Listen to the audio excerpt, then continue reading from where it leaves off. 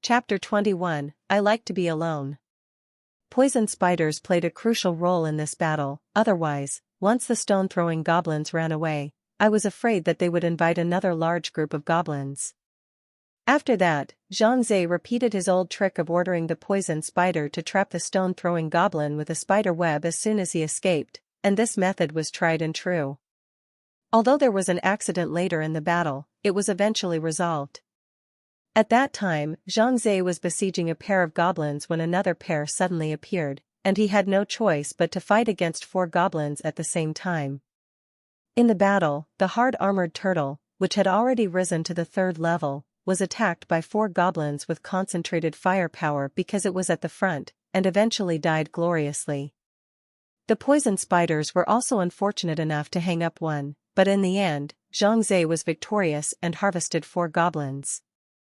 Right now, I have a full team with 4 blade and shield goblins, 3 stone-throwing goblins, 1 poison spider, plus 2 major bosses. Zhang Zhe checked his summoned team, and he was still satisfied with this formation. We can go to the 3rd floor and see what the boss is like. Zhang Zhe followed the map and headed towards the location of the 3rd floor boss, the Goblin King. The 3rd layer of the magic domain is not the same as the first 2 layers. The boss of this layer, the Goblin King, is in a mountain fortress built by stumps, and inside the mountain fortress, there are countless goblins stationed, all of whom are there to protect their king and prevent the enemy from approaching. Therefore, this layer of the demon domain, it was difficult for adventurers to kill inside solo, and they had to form a team to do so. Zhang Zhe came to the outskirts of the mountain fortress, where many adventurers were grouped together, with one team having the largest number of members, which was particularly conspicuous. I have an S-rank talent, and I'm taking newbies to fight bosses for free. If you want to come, hurry up and get on the bus. The 100-member group will be full soon, so don't miss your chance. A man in a purple robe shouted loudly from the crowd. Many new adventurers are attracted to the game mainly because of the word free. With people noticing the importance of the Magic Kingdom, more and more people are venturing into it, while many others are finding business opportunities. Especially those powerful adventurers who relied on taking newbies through monsters and bosses to earn the appropriate pay. However, since there is no regulation, disputes often arise in such private transactions, and those who suffer are often those novice rookies. However, some people still have hope for those so-called experts. After all, not everyone has the strength to defeat the boss, thus, it gives those indiscriminate guys provide the opportunity to exploit the loopholes, cheating money, and sex that are routine operations, or worse, even life is easy to pull in. Zhang Zhe shook his head slowly as he watched the rookie novices being drawn over to him. Another batch of leaks. There were a total of 4 entrances to the Goblin King's mountain fortress, and Zhang Zhe decided to bypass this east entrance with the largest number of people and kill his way in through the other entrances. With his squad of summoned monsters, with a little bit of careful advancement, there shouldn't be much of a problem. Hey, this Bowman brother, are you interested in joining my team? It's still 5 people short of being full.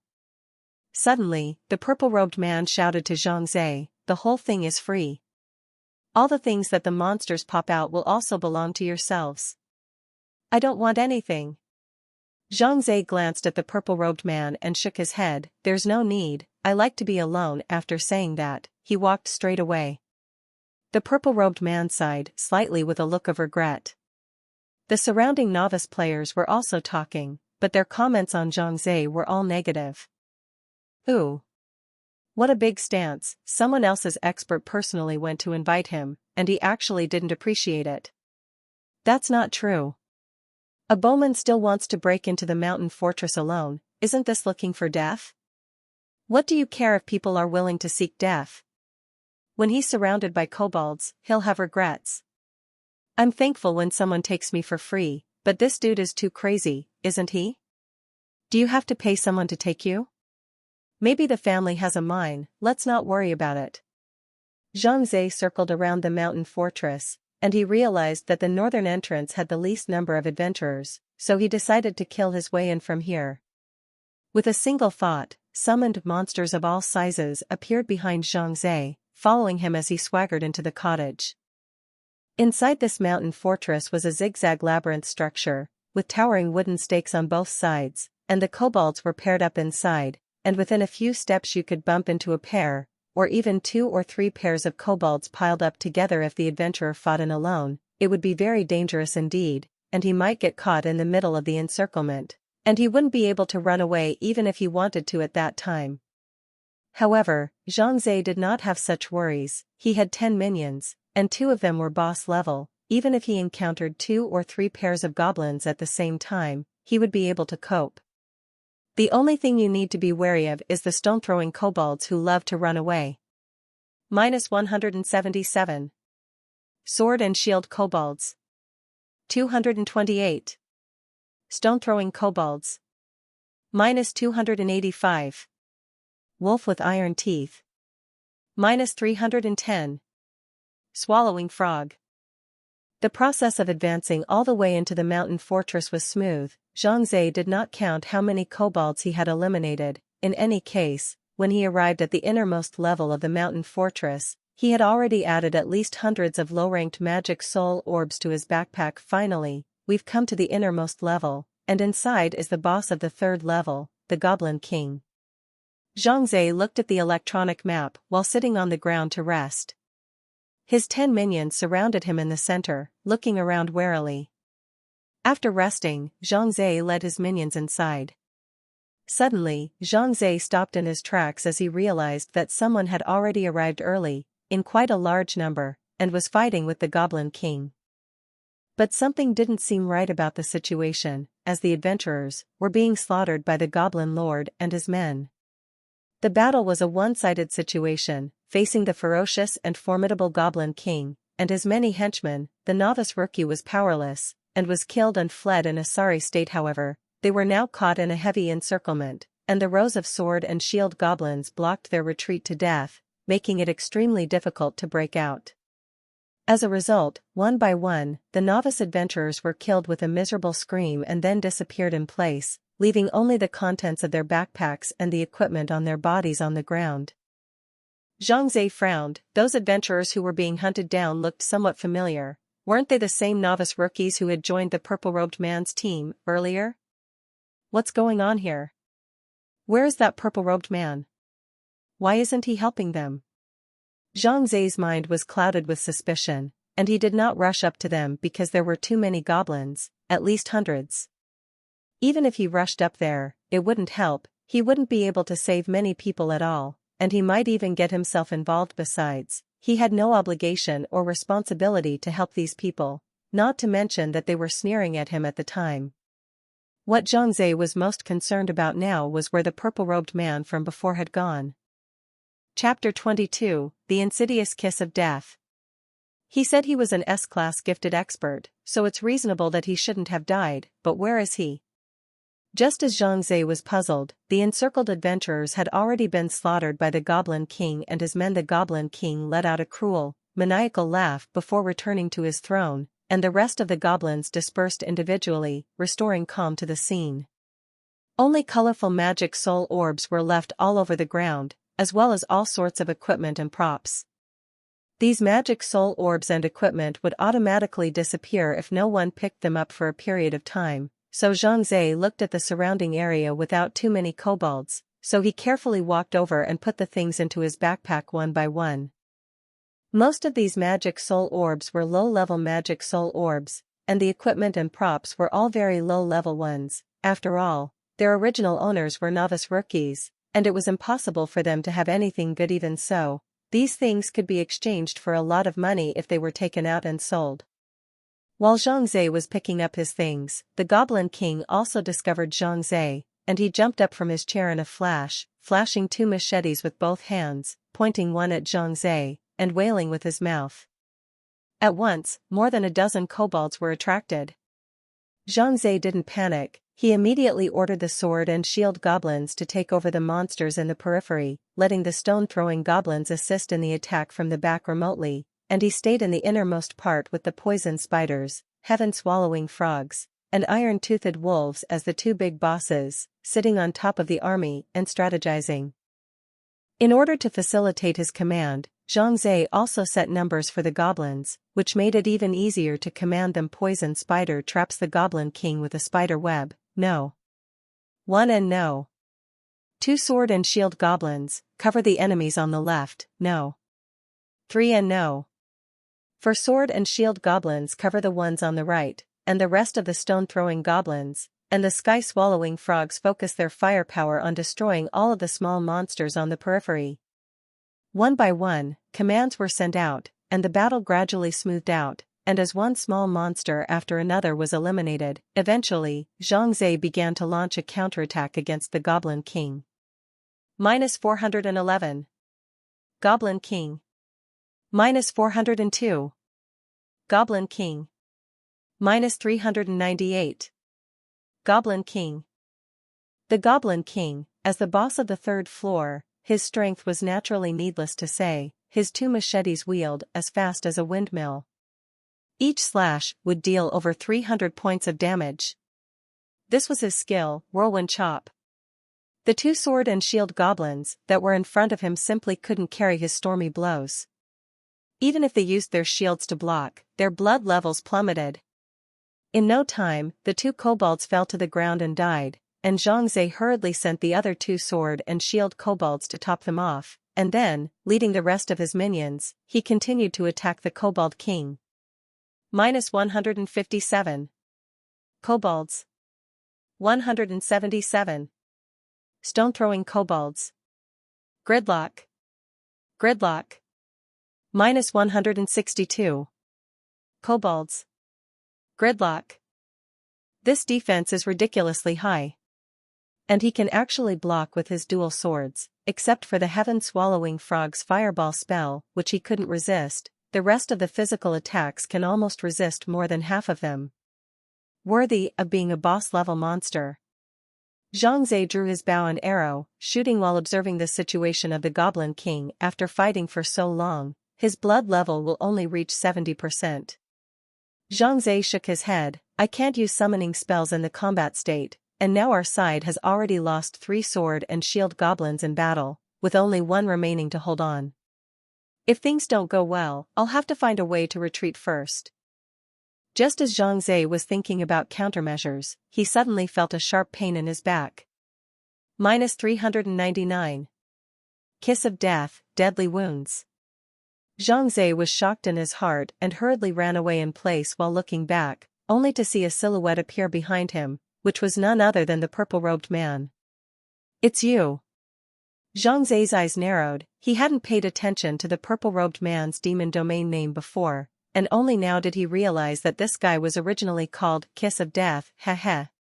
I didn't expect that you didn't die under my sneak attack. Looks like you have excellent attributes. Kiss of Death flashed a sharp dagger with a grim smile on his face.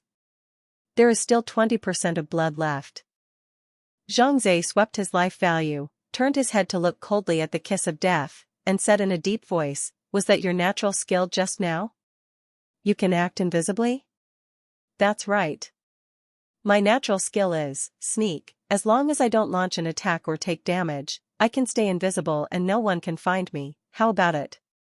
This natural skill is awesome, right?" Kiss of Death had a smug look on his face. This talent system of his was of average utility for fighting monsters, and was not bad if combined with others. However, it was absolutely top-notch when used to carry out assassinations. Kiss of Death also relied on this skill to accept some assassination missions and earn payment. However, assassination missions were dangerous, and it wasn't always possible to get such a mission, so Kiss of Death had developed another, more lucrative way. It's good, it's just a pit stop for the newbie rookies. Under the banner that he was an expert, he pulled novice rookies into his group and then tricked them into going to the Goblin King at the innermost part of the cottage. Once here, Kiss of Death will have the newbies attack the Goblin King while he himself simply stealths and waits patiently.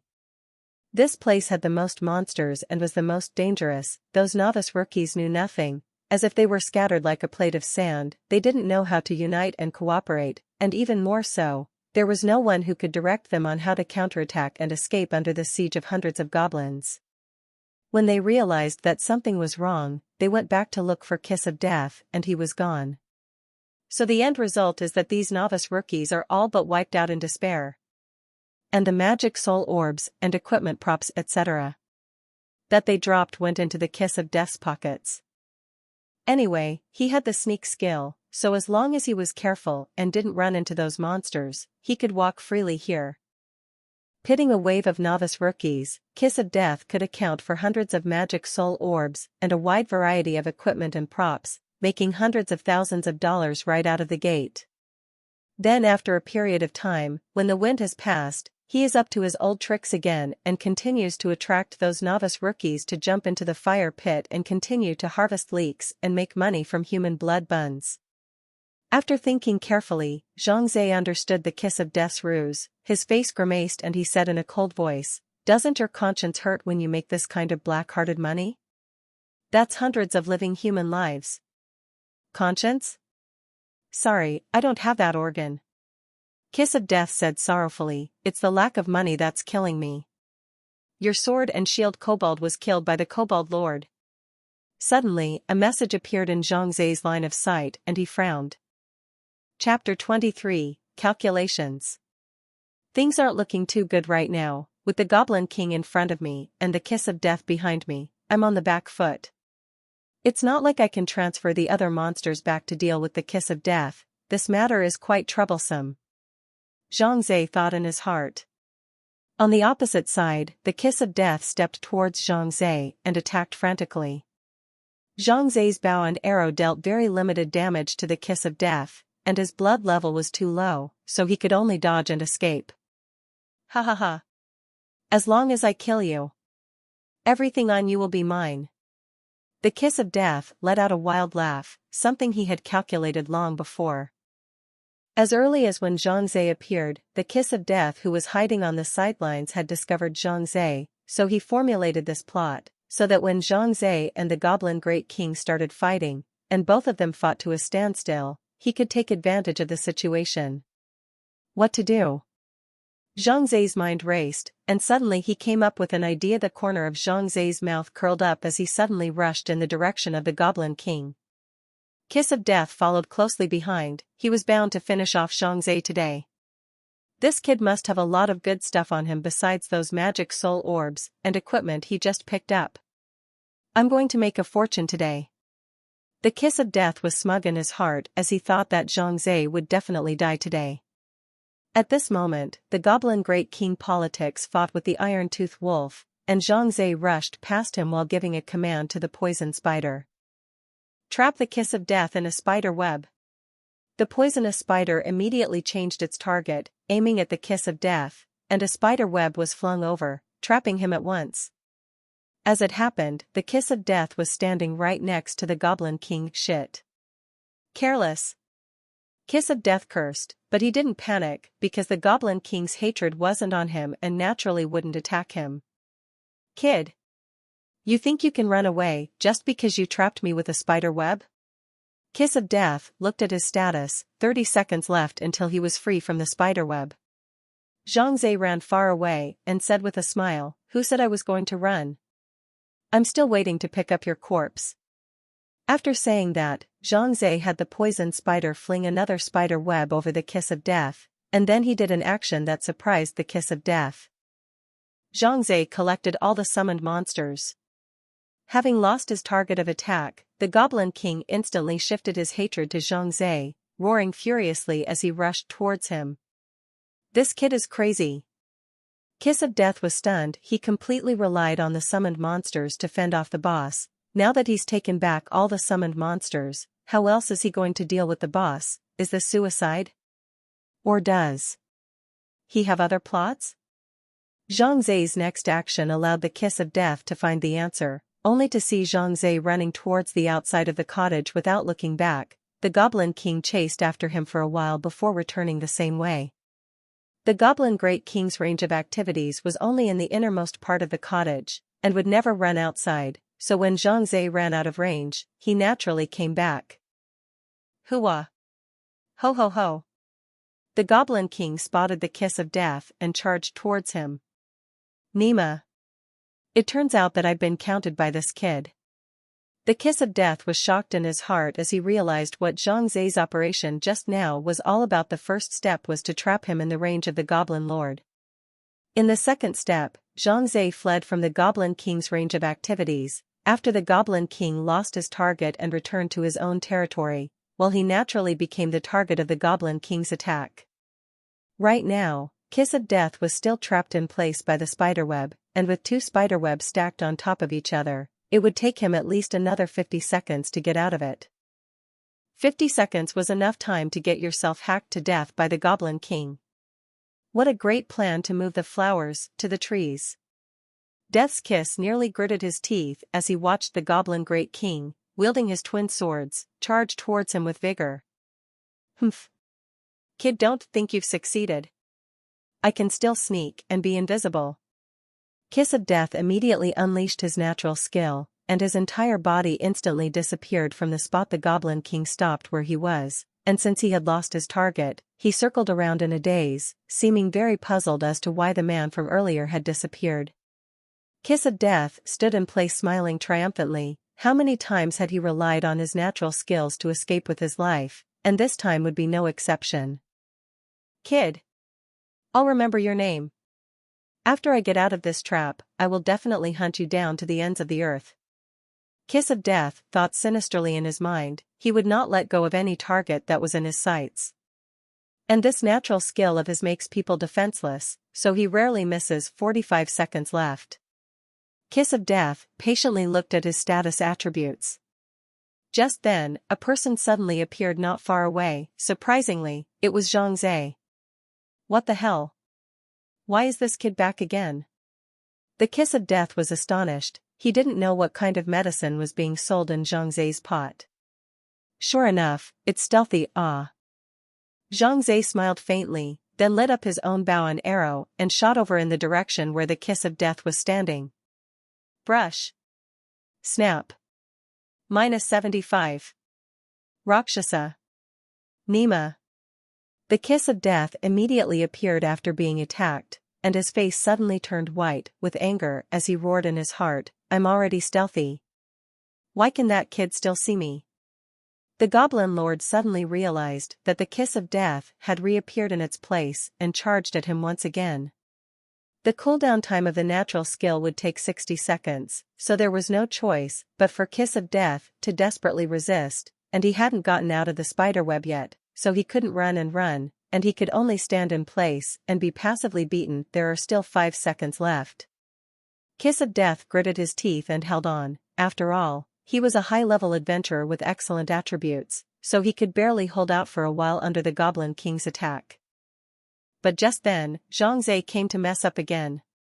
Poison Spider. And put a spider web on the Kiss of Death. Let him continue to play with the Goblin King. Zhang Zai laughed and gave orders to the poison spider that he had just summoned, watching another layer of cobwebs being applied to his body, and the status time becoming 55 seconds. All of a sudden, Kiss of Death was on the verge of breaking down. Kid. I'm going to kill you. The Kiss of Death screamed angrily and furiously at Zhang Zai, but instead, Zhang Zai smiled calmly and said, You'll have to escape alive from under the Goblin King first. Ah. Kiss of Death watched his blood level drop from 80% to 60% to 40%. In order to stay alive, Kiss of Death poured all the blood-replenishing pills in his backpack into his stomach and barely managed to top his blood level back up to 60%. Great! My skill cooldown is over, I can continue sneaking and stealthing. Kiss of Death breathed a sigh of relief in his heart and immediately used his talent skill, and his person disappeared in place. Chapter 24, Self-Inflicted Sins. The Goblin Lord also stopped, but didn't go far, just stood in place and looked around, apparently looking for the Kiss of Death. That was close. Kiss of Death was slightly relieved as he looked over at Zhang Zai, only to realize that the guy was aiming at himself with his bow again. It can't be. It can't be. Did he see me again? How is that possible? Kiss of Death's eyes were filled with shock. Reasonably, as long as he used his natural skill, others didn't see him at all. But how was it that this kid named Rakshasa could pinpoint his location? Brush. There was a snap. An arrow nailed Death's kiss again, causing him to show himself instantly. Kiss of Death crumpled sideways, he lowered his head suddenly seeing the cobwebs at his feet, and in an instant he understood, so it's this thing. I'm invisible, but the spiderweb remains in place. This time. It looks like I'm dead. Kiss of Death looked at the Goblin King that rushed over like him with a face of despair, his face was dead gray. Even if I die, I won't let you live well. Kiss of Death glared fiercely at Zhang Zhe before dying, then sent a message out. As he watched the Kiss of Death being slashed to death by the Goblin King, exploding a field of magic soul orbs and equipment, and his body disappearing in a puff of flying dust, Zhang Zhe skimmed his lips. Self-inflicted evil. With the Kiss of Death dead, the Goblin Lord returned to his seat and settled back down. Zhang Zhe did not immediately go over to pick up the magic soul orb and equipment dropped by the Kiss of Death because, at the moment, his summon monster team was severely attritioned from combat. With a full complement, it was a struggle to fight the Goblin King, and now that Zhang Zhe was left with a poison spider, 3 stone-throwing goblins, and 2 major bosses, it was even more impossible to take out the Goblin King. Let's get my summoning team full first. Zhang Zhe turned around and left. Goblins were all over the place here. Zhang Zhe took his remaining minions around and took out 4 pairs of goblins, allowing his team to be full again. Okay. You can start fucking the boss. Zhang Zhe led his squad of summoned monsters and re-killed inside the Goblin King's territory, and the Goblin King was immediately attracted to it, raising these twin swords high and fighting with Zhang Zhe's summoned monsters. Zhang Zhe, on the other hand, took the opportunity to go and collect all the things dropped by the Kiss of Death into his backpack. Ooh. This guy has a lot of stuff on him too. 2 high-ranked magic soul orbs, 36 middle-ranked magic soul orbs and 97 low-ranked magic soul orbs. In addition to that, Zhang Zhe also obtained 4 pieces of equipment and a few bottles of blood and basket replenishing potions. Zhang Zhe was in a good mood as he looked at his backpack, especially when he saw that the Kiss of Death actually had a piece of A-rank equipment on him. White silk gloves. Quality, A. Attribute, plus 50 points of damage. Special effects, none. Endurance, 100/100. Such powerful equipment. Zhang Zhe naturally put it on his body at the first opportunity, then he also joined the battle, drawing his bow and shooting arrows towards the Goblin King. -38. Rakshasa. Haha, my attack power has finally increased.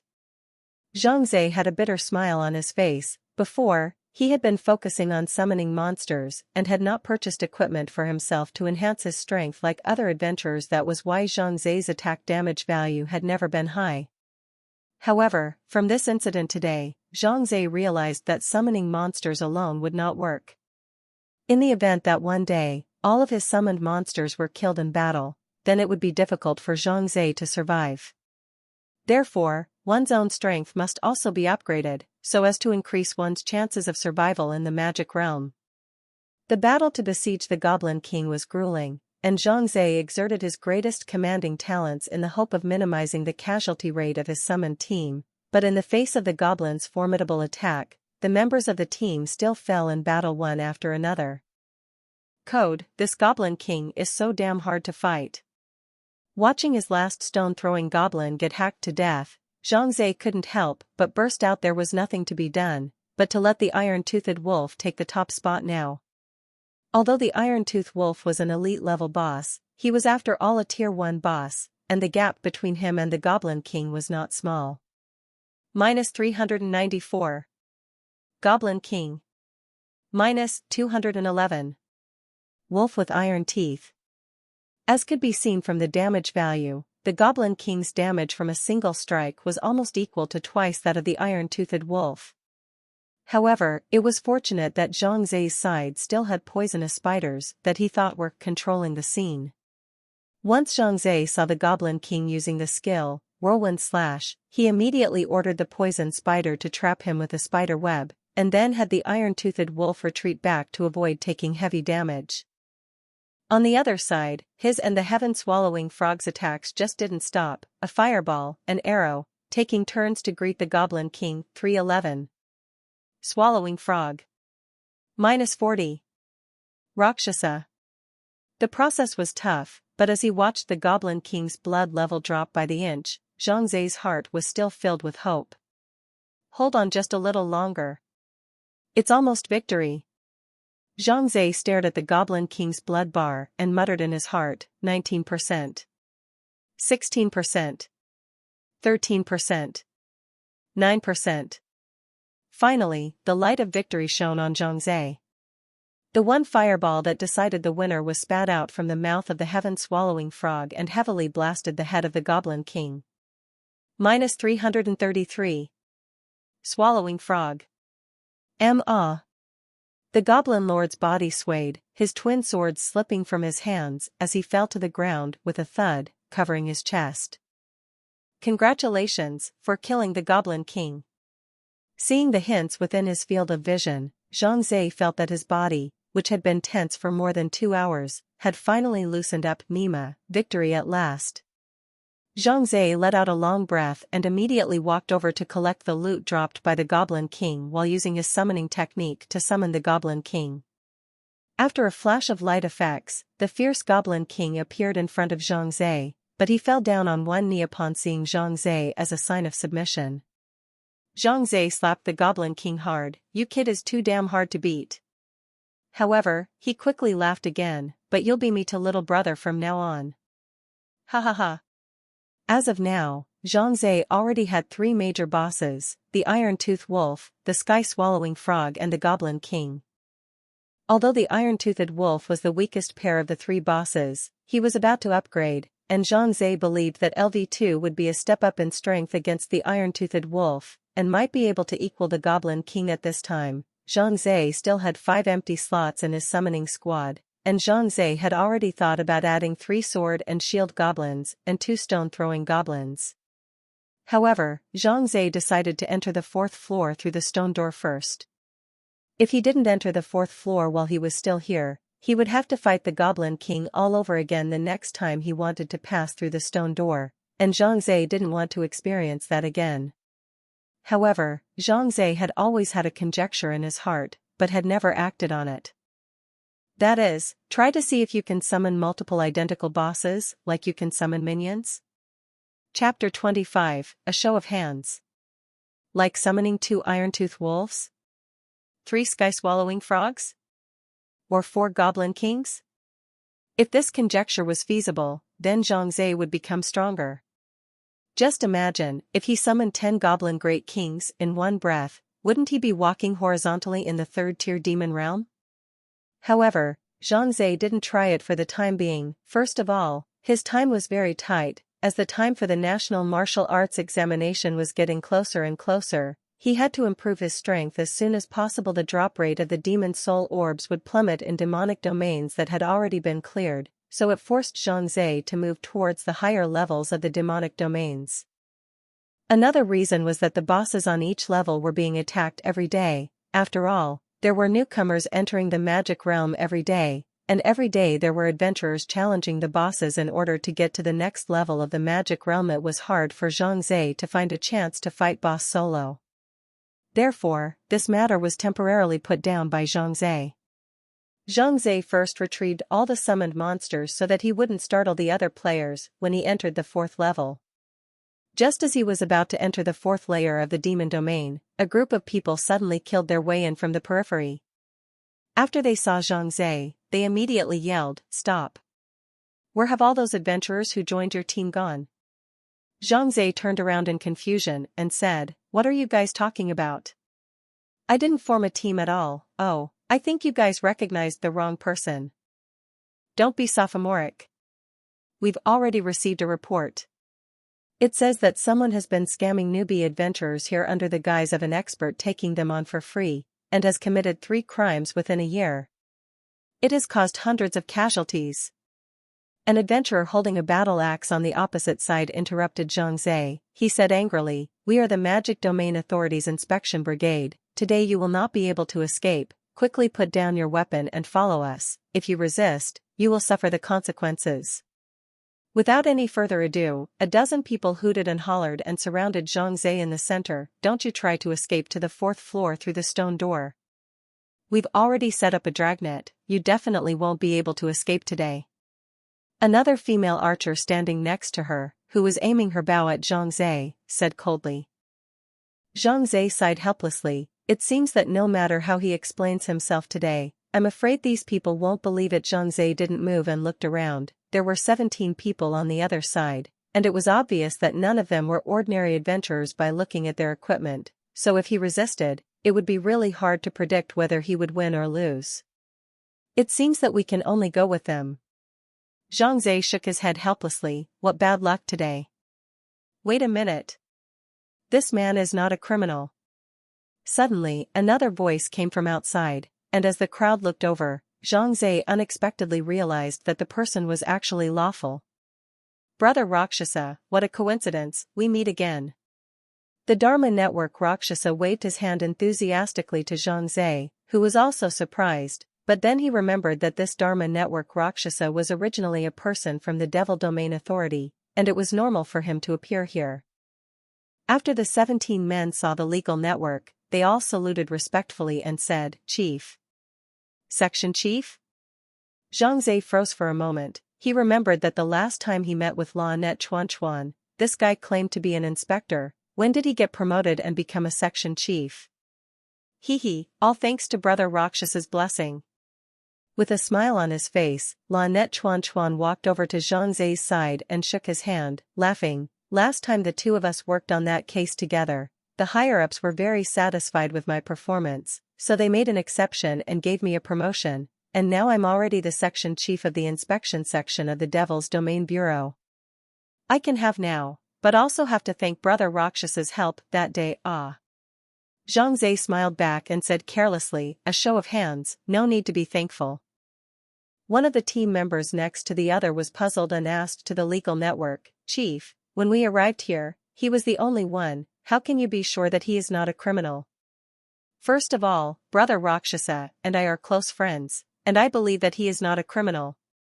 Secondly, after the descriptions of those who reported the case, the criminal who victimized the novice adventurers, whose name in the magic realm is Kiss of Death, coincidentally, is also one of those on the list of wanted criminals. That's why I said that Brother Rakshasa is not a criminal, Lawgiver replied. When those dozen or so people heard that, they silently put away their weapons. By the way, Brother Rakshasa, have you seen the Kiss of Death when you came here, and those novice adventurers who were conned by him? Our goal today is to bring the Kiss of Death to justice while rescuing those novice adventurers. Lawgiver asked to Zhang Zhe. Zhang Zhe shook his head and told him truthfully, you guys came one step too late. When I first came here, those novice adventurers were already surrounded by the Goblin King and his men, and all of them were killed in the end. What? The hearts of the Lawgiver and the others sank upon hearing this, and an angry look emerged on their faces. Hundreds of lives again. This Kiss of Death is truly abominable. Lawgiver gritted his teeth and said, Brother Rakshasa, then do you know where that Kiss of Death has fled to? Trouble you to tell me. He just ran to the ends of the earth, we have to catch him back. I'm afraid you'll never be able to find him because he's already been killed by me. Zhang Zhe shrugged his shoulders and said. Is this true? The legal network was astonished. It wasn't that he didn't believe Zhang Zhe's words, but this Kiss of Death was no ordinary character. It was recorded on the files of the Magic Domain Bureau that this Kiss of Death claimed to have an S-rank natural skill, as well as being a high-level adventurer who had been mixing with the magic domain for many years. The title is said to be Skilled Assassin. Such a ruthless character, even if Zhang Zhe also possessed outstanding natural skills, I was afraid that it would be difficult to kill the other party.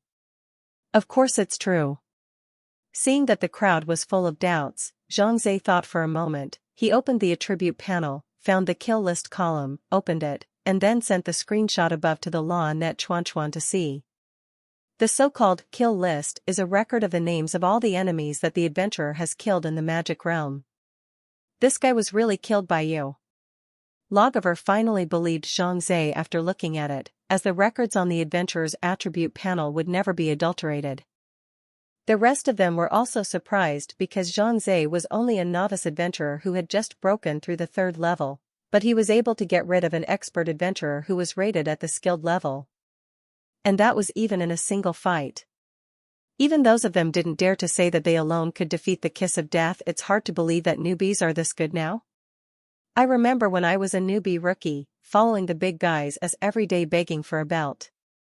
People will die compared to people, and goods will be thrown away compared to goods. Don't compare, people might just be legendary geniuses. With a face of admiration, Lagavur said to Zhang Zhe, "Brother Rakshasa, you've once again refreshed my impression of you. You're really fearful of the future generations. Thank you for ridding the people of evil." Zhang Zhe humbly smiled and said, "It's nothing, a show of hands." Chapter 26, The Deadly Domain Appears. A show of hands. The faces of a group of people became ugly. A dozen of us, such a big battle to deal with a wanted criminal, and you solved it with a show of hands. Do we still want to lose face? I'll leave if there's nothing else. Zhang Zhe did not like dealing with the officials, so he prepared to enter the 4th floor. Wait a minute, Brother Rakshasa.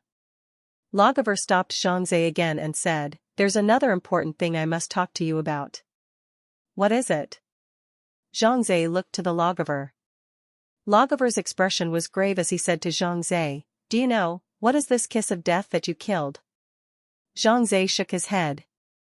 He belongs to a member of a dark organization that is active in the world of the magic realm. The name of this organization is called Aurora. Don't look at his name as if he is righteous. In fact, this organization is very evil. Kidnapping, robbery, assassination. Just about any criminal activity you can think of, this organization has done it. We, the Magic Domain Authority, have been investigating this organization, but because this organization is very secretive, coupled with the fact that every member of the organization is very strong and cunning, we have never made any substantial progress. The Lagavur sighed and said, "If you kill one of their men, the other side will probably be on to you, so you have to be very careful." Aurora. Zhang Zhe nodded. "I remember, I'll try to be more careful." "And what I mentioned to you last time, do you want to consider joining our Magic Domain Bureau?" La Net Chuan Chuan rubbed his hands, his face showing a look of salivation. He was too eager to put Zhang Zhe under his banner. This is a good seedling with a promising future. Unfortunately, Zhang Zhe was unmoved and directly waved goodbye to him, passing through the stone door and entering the 4th floor. "I don't believe I can't impress you. One day, I'll make you join our Magic Domain Bureau."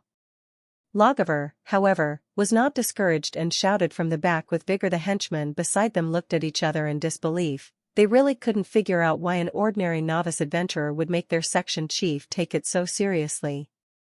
Passing through the stone door, Zhang Zhe arrived at the altar of the 4th level of the Demon Domain, and he found that it was almost overcrowded with people. What's going on here? Zhang Zhe was surprised, and then he heard the crowd around him erupt in protest. "On what grounds do you, the Magic Domain Authority, prevent us from going out? The Magic Domain is everyone's. We have the freedom to enter and exit this place.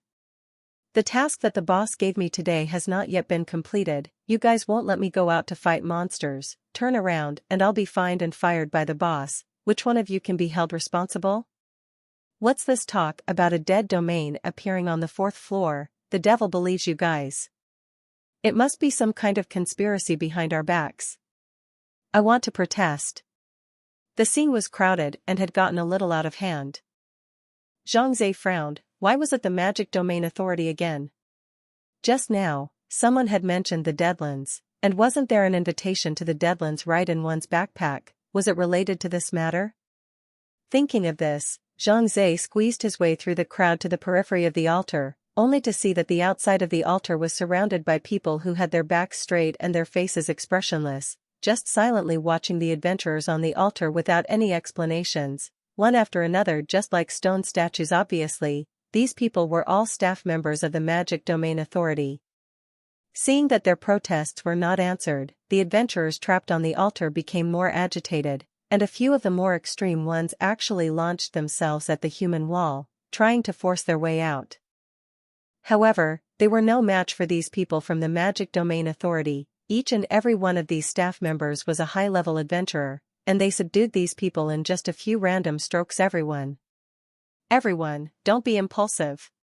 Right at this moment, a middle-aged man wearing a black robe walked in from outside the human wall. He waved his hand to the crowd and said, "Our Magic Domain Authority has always worked to maintain the harmony and stability of the Magic Domain, as well as everyone's personal safety. It is a good companion and helper to everyone, and it is definitely not meant to engage in antagonism with everyone.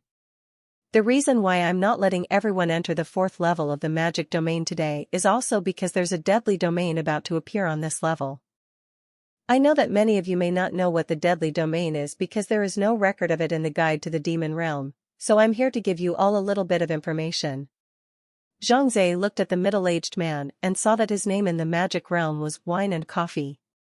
Wine and Coffee said slowly, "The so-called dead domain is actually equivalent to another space. The situation of this space we have not studied thoroughly yet. We only know that it will irregularly, randomly appear within a certain layer of the magic domain. When it appears, the creatures in this layer of the demon realm will become violent. At the same time, their strength will be enhanced several times over. If we take an example, the difficulty of the current 4th layer of the demon realm has instantly increased to that of the 10th layer of the demon realm. That's why we prevented everyone from entering the 4th floor, because it's too dangerous. I hope everyone can understand our painstaking efforts." The crowd quieted down for the moment, but there were still individual adventurers who questioned it. "You said that the monsters would become violent when the dead domain appeared on this level, but whether it's true or not we don't know. It's entirely based on your word. Maybe you're deceiving us." When Wine and Coffee heard this, they had to shrug and say, "Since this friend doesn't believe it, well, I can let you out, but you'll have to bear the consequences." The adventurer froze for a moment. He obviously didn't expect the other party to actually agree to let him go out, and grunted, "Going out is going out. Am I still afraid of you?" After saying that, the adventurer pushed his way out of the crowd, and the staff on the periphery made a path for him as he carefully walked out. But it wasn't long before he fled back in a sorry state, his face pale with fear, and his mouth trembling with fear. "It's terrifying. The monsters here have all mutated, and one by one, they are madly chasing me. If I hadn't run fast, I would have definitely died outside." Seeing this, the rest of the adventurers no longer doubted what that fine Wine and Coffee said. "Well? Anyone else want to go out and try it? I can let them all go." Wine and Coffee spread his hands and said with a smirk. The crowd fell silent. No one wanted to go out and get killed. "Very well, it seems that everyone is able to understand the good intentions of our Magic Domain Authority. I suggest that everyone refrain from landing on the 4th level of the Magic Domain for the next few days, and wait until the deadly domain has completely disappeared before coming to this level." After saying these words, Fine Wine and Coffee turned around and left. The adventurers on the altar looked at each other in dismay, and then they also left one after another, some going to other layers of the demon realm, and some simply going offline to rest. Chapter 27, Dangerous Work. Zhang Zhe then went offline to rest. After all, he had stayed in the magic realm for a long time, and now the time outside was already 2 in the morning. "Luckily, I don't have to go to school tomorrow, which is Saturday, otherwise my body would be really overwhelmed." Returning to his bedroom, Zhang Zhe laid down on his bed and fell asleep. Not long after. The human body has to bear a lot of pressure when entering into the magic domain. Just like humans leaving the Earth and coming into space, the external environment is different, and the impact on the human body is also very huge. The 22nd floor of the Devil's Domain. A man in silver armor was fighting among the monsters. His movements were light and agile. A long sword turned into a ray of cold light, cutting the monsters into pieces. Kiss of Death sent a message? The man collected the loot and saw a message enter his message bar. He opened it and read it, then simply deleted the message. Rakshasa. Interesting guy. The man's face was expressionless as he turned toward a tall figure in the distance, the boss of the 22nd floor. The next day, Zhang Zhe woke up with a start. After eating his sister's good breakfast, he decided to go to the job market around to see if he could find a job. Her younger sister, Zhang Feng, was studying in her room. This girl was usually very hardworking, her performance in cultural classes had always been very good, and in her own words, she had never pinned her hopes on the natural skills that she had awakened at the age of 18. Because people who could obtain advanced natural skills were really rare, the little girl was very self-aware. She didn't think she was one of those lucky people who could only achieve success by their own efforts. Zhang Zhe was also supportive of this. After all, the magic domain was a very dangerous place. He hoped that his sister would spend her life peacefully, even if it was just to be a normal ordinary person. It was still much better than sending her life in the magic domain. After greeting his sister, Zhang Zhe walked out of the house. Every month, on Saturdays and Sundays, the labor market in Tianfeng City is open to the public, making it convenient for citizens who are in need to come here to look for jobs. Oh? This house is actually rented out? Zhang Zhe, who had just stepped out of his house, accidentally found that the house next to his house, which had been empty for 3 years, had actually been rented out, as the note posted on the door of the house that this house was for rent had been torn off. I hope the one who moves in is a reliable neighbor, but don't be like that family last time. Zhang Zhe thought as he went downstairs. Zhang Zhe's house was still some distance away from the subway station, and just as he was walking towards it, his cell phone suddenly rang. Zhang Zhe looked at the number and realized that it was actually Lu Panpan calling. Hello? Brother Zhang Zhe? This is Lu Panpan. Lu Panpan's smiling voice came out from the phone, and Zhang Zhe asked, Panpan, what are you looking for me for? Oh, it's like this, I just called Zhang Feng. She said that you're going to the labor market to find a job. My brother happens to need a helper there. It pays well. Are you interested? Your brother? What kind of work does he do? I'm just a student and don't have much experience to do his job. Zhang Zhe asked, I don't think you have a problem. Now you come to my brother's place. It just so happens that I'm also here and can introduce you to him. The address is. Lu Panpan finished the address and urged Zhang Zhe to come over quickly. After hanging up the phone, Zhang Zhe followed the address provided by Lu Panpan and arrived in front of a warehouse located in the suburbs of Tianfeng City. With its rusted iron doors and overgrown ground, this warehouse had obviously been abandoned for a long time. Zhang Zhe knocked on the iron door of the warehouse, and the one who opened the door was none other than Lu Panpan. After she saw Zhang Zhe, her face revealed a look of delight, and then as soon as she pulled Zhang Zhe in, and looked at the situation outside, she closed the door. Entering the warehouse, Zhang Zhe found that it was clean and spacious, with various tools on the shelves on both sides, and 4 people were gathered around an iron table, discussing something over a map by the light of the incandescent lamp next to it. Brother, this is the Zhang Zhe I told you about. Lu Panpan brought Zhang Zhe to those 4 people, pointed at one of the strong middle-aged men, and said to Zhang Zhe, Big brother Zhang Zhe, this person is my brother, Lu Kai. Lu Kai came forward and extended his hand to Zhang Zhe. My team is missing one person, and it just so happens that I heard Panpan say that you are good with your hands and bold enough. How about it, are you interested in joining my team? Zhang Zhe shook hands with Lu Kai and said, I do want to find a job, but I don't know what exactly you guys do. Lu Kai raised his eyebrows, glanced at his sister, and said, Didn't Panpan tell you? The work we do is very risky, but we also earn a lot. It depends on whether you have the guts or not. Tell me about it. Zhang Zhe was piqued by a hint of interest.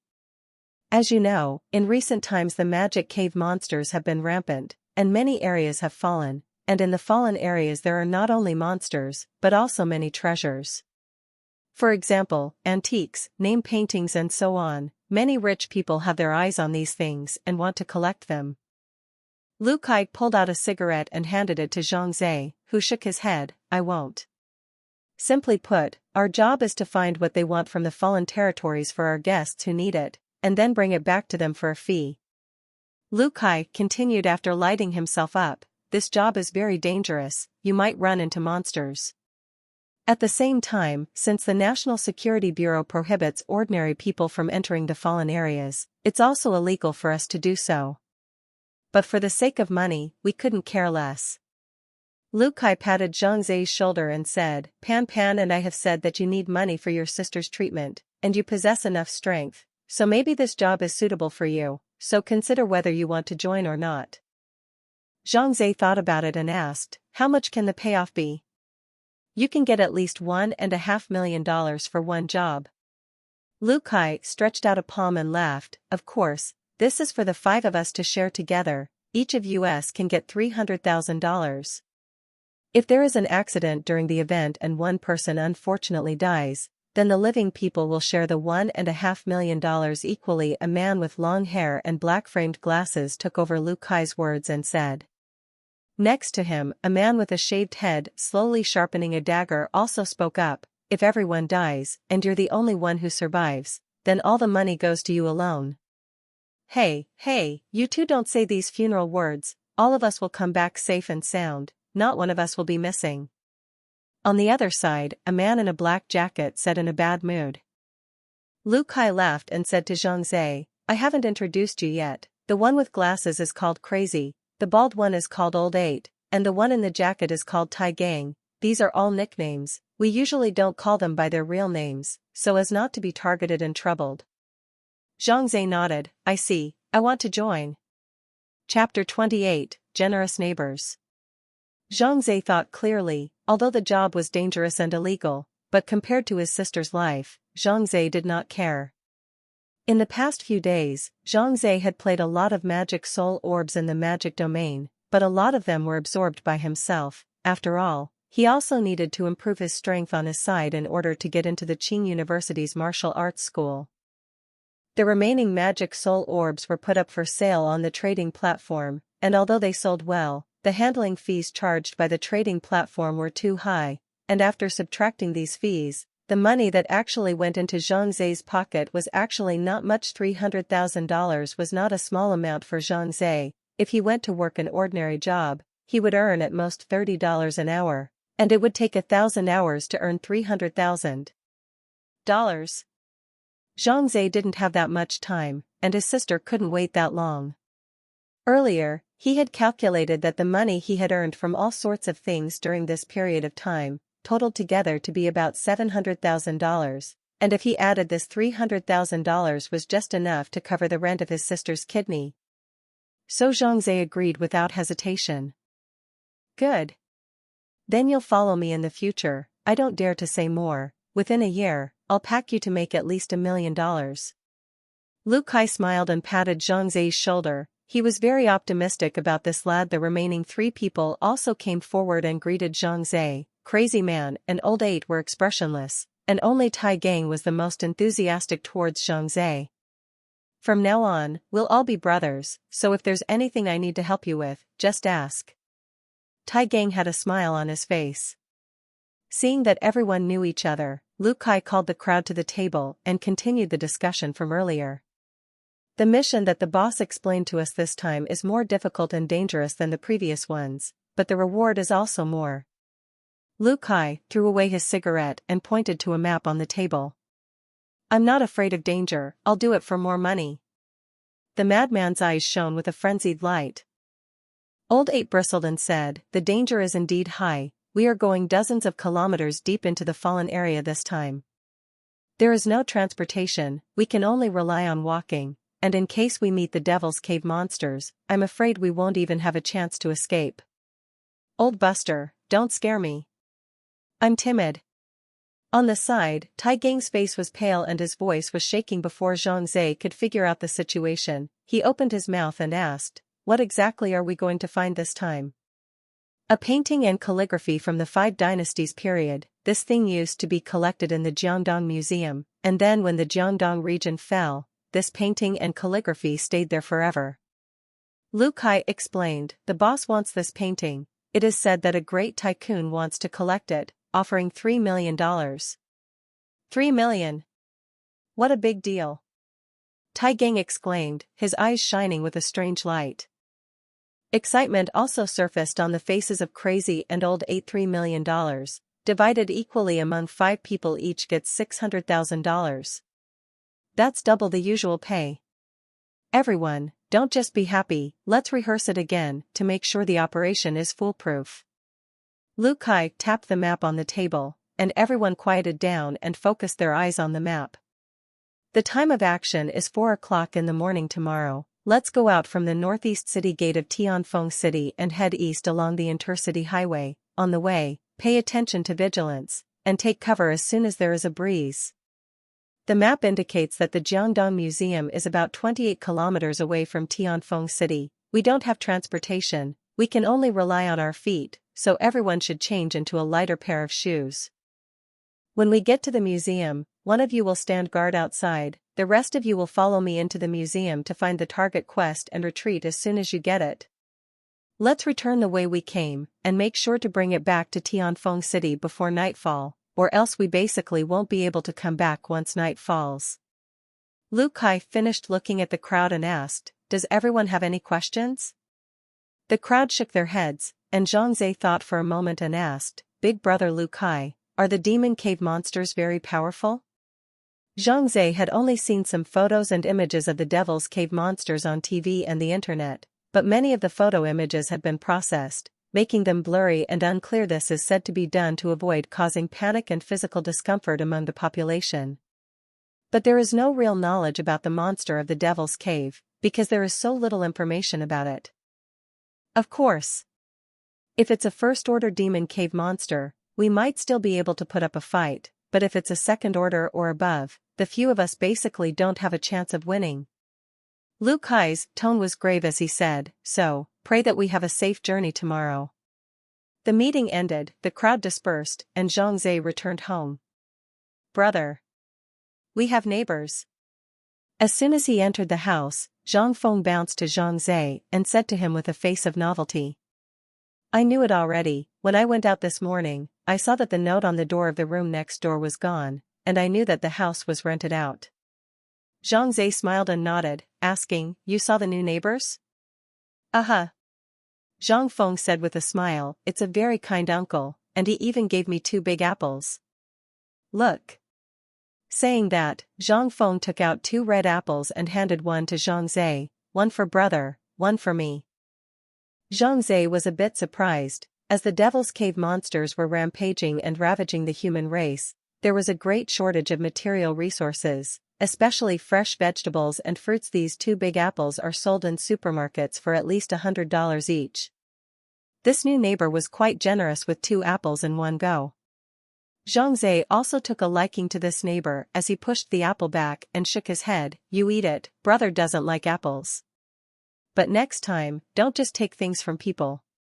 "I don't want it either, but he is hard to stuff it over." Zhang Feng pursed his lips, "Next time, let us invite him over for dinner too, as a thank you." After the siblings sat down to eat, talking about Lu Panpan's siblings, Zhang Zhe asked, "I remember, you said Lu Panpan's family's condition is not very good, that's why she went out to work with you. However, I met her brother today, and it is said that he can earn millions of dollars a year. What's going on here?" "Oh, I've also heard Pan say about this matter. Her brother did make a lot of money, but all of this money was sent abroad. It seems like her brother's wife and children are living abroad." Zhang Feng casually replied while eating his food.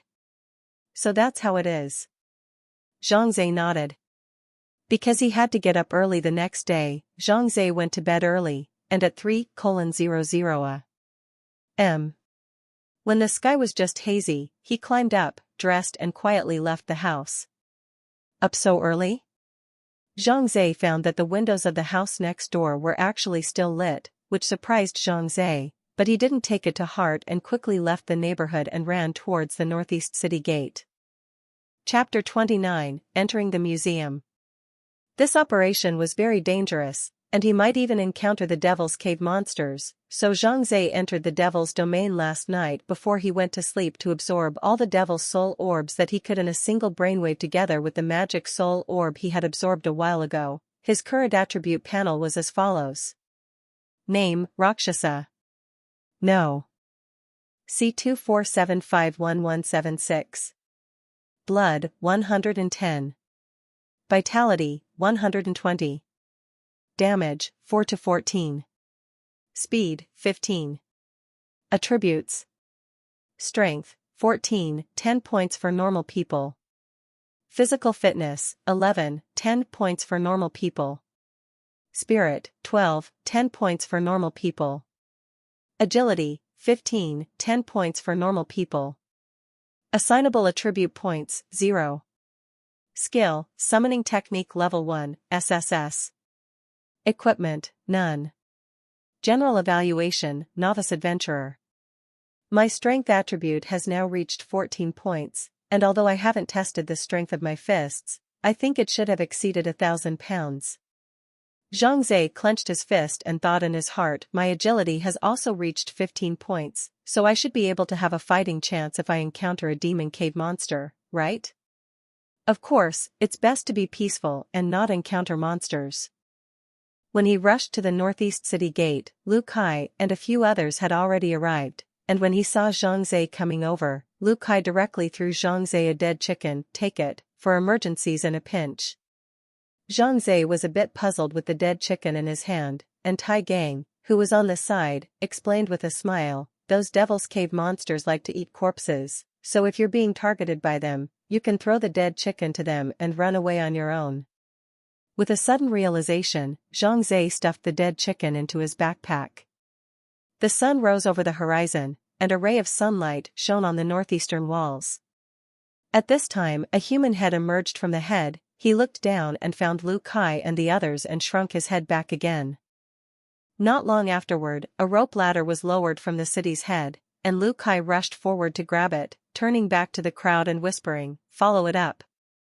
The group climbed up the rope ladder and soon climbed to the top of the city. Zhang Zhe saw Lu Kai quietly slipping a silver spending card to that city guard, and the guard smiled and nodded, seemingly quite satisfied.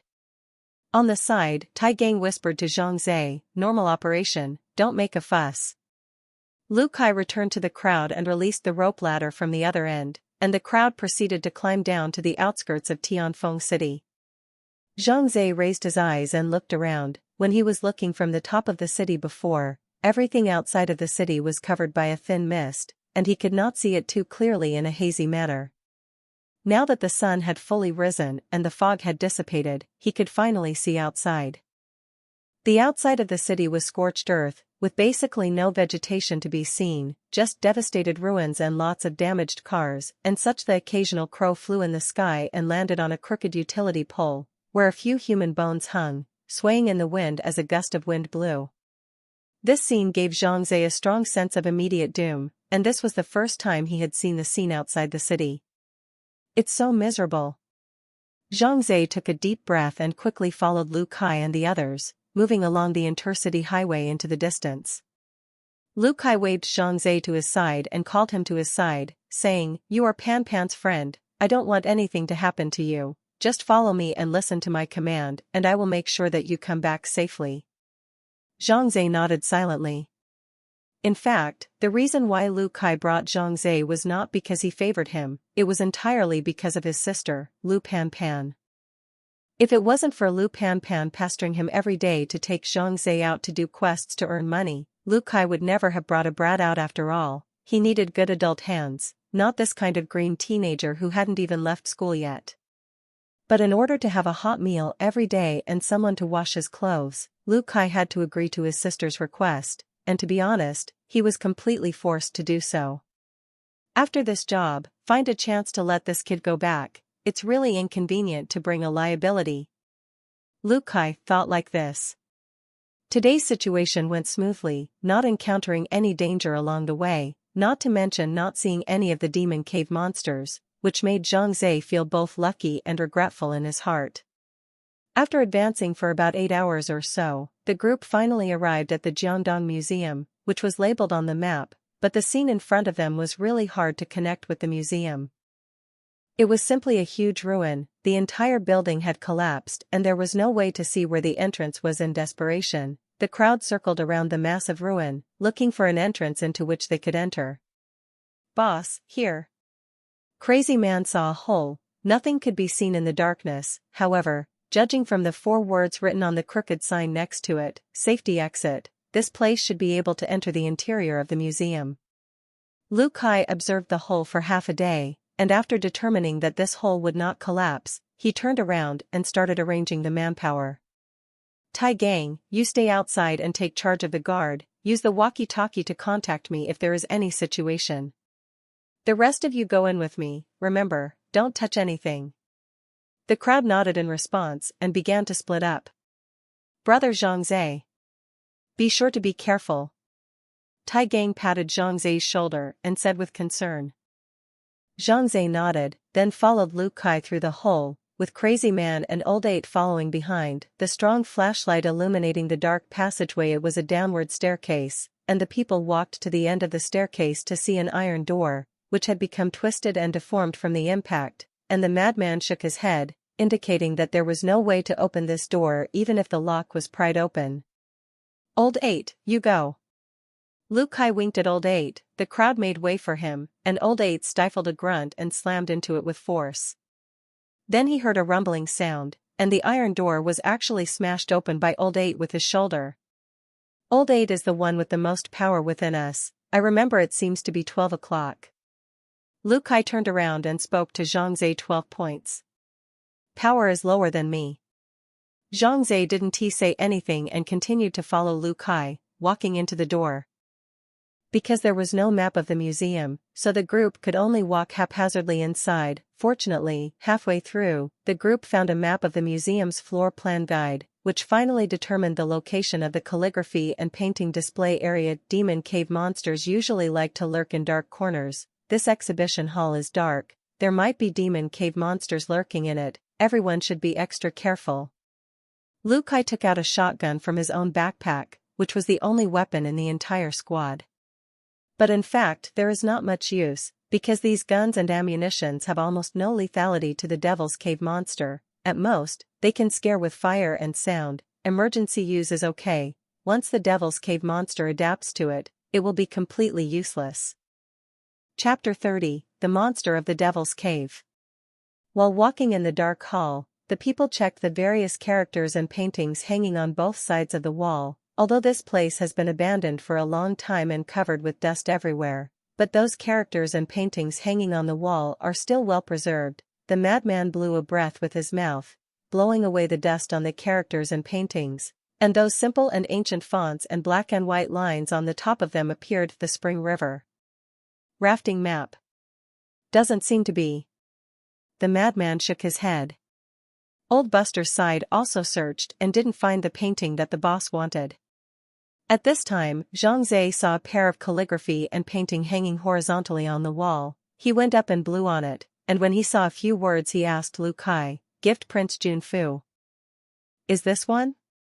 Lu Kai hurried over, took out his cell phone, found the photo, then compared it to this calligraphy and painting on the wall. A delighted look appeared on his face as he nodded. That's right.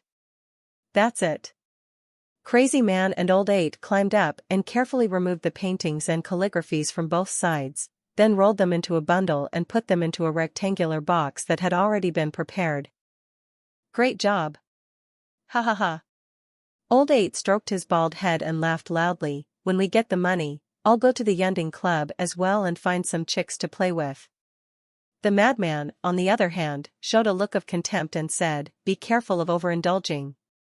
It's better to use it to buy more magic soul balls and strengthen ourselves. Maybe next time we'll meet the monster of the magic cave, and we won't even be able to save our own lives by then."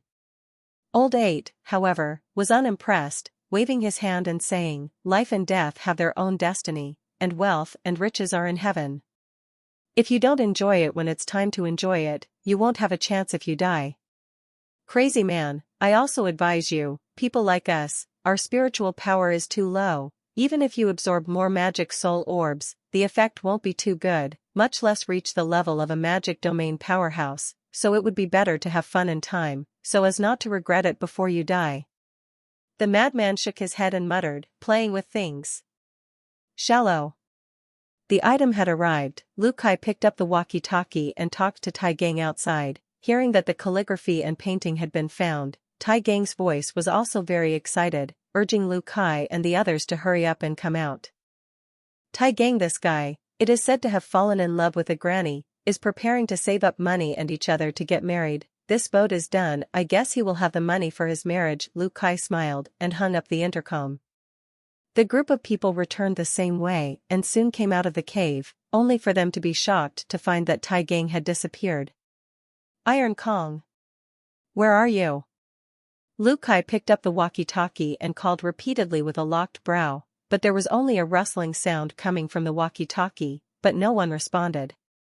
The madman's expression became serious as he asked in a deep voice, "Boss, did something happen to Tai Gang?" Lu Kai looked around, the color of doubt on his face intensified, and said, "There are no traces of knockdown here, nor do we see any blood. Tai Gang should not have been attacked by the Devil's Cave monsters. It's a fucking ghost. A big living man, how come he's gone?" Old 8 cursed, but there was also a worried look on his face after all. They were companions who had been born and died for many years, and to say that they didn't care was bullshit. "We can't stay here and wait for him, it's too dangerous here." Lu Kai gritted his teeth. He wasn't willing to give up on Tai Gang either, but he had to take into account the safety of the others, so he finally decided, leave a message for Tai Gang.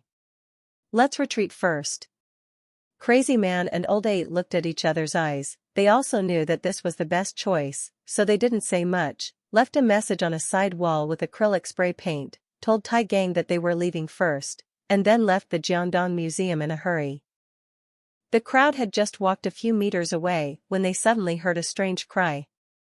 The strange shrieking voice sounded creepily like both a baby's cry and a woman's sob. Aside from Zhang Zhe, Lu Kai, and Crazy, Old 8 and the others all changed their faces at once. Shit. After all, we still met. Old Buster drew a short knife from his waist, and Zhang Zhe noticed that his hands were shaking. Crazy's voice was a bit hoarse. "Boss, what should we do?" "Listen to the sound, it's not far from us." Sweat also trickled down Lu Kai's forehead as he took a deep breath and said, "Ignore it, let's go." After saying that, he turned his head to Zhang Zhe and said, "Stay close.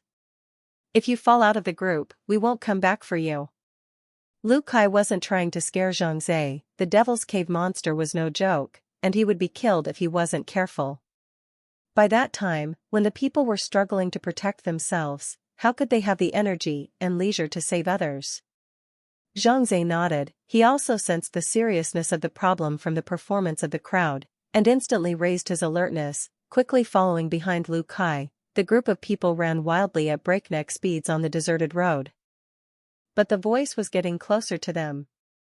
Suddenly, a dark shadow flashed over their heads, followed by a loud boom. The earth trembled. Zhang Zhe raised his eyes and saw a monster over 3 meters tall standing in front of them. The monster's head was as big as a bucket, with 3 eyes on its head, no nose or ears, but a big mouth full of sharp teeth. The monster walked upright on both legs like a human, but it had 4 arms growing behind it.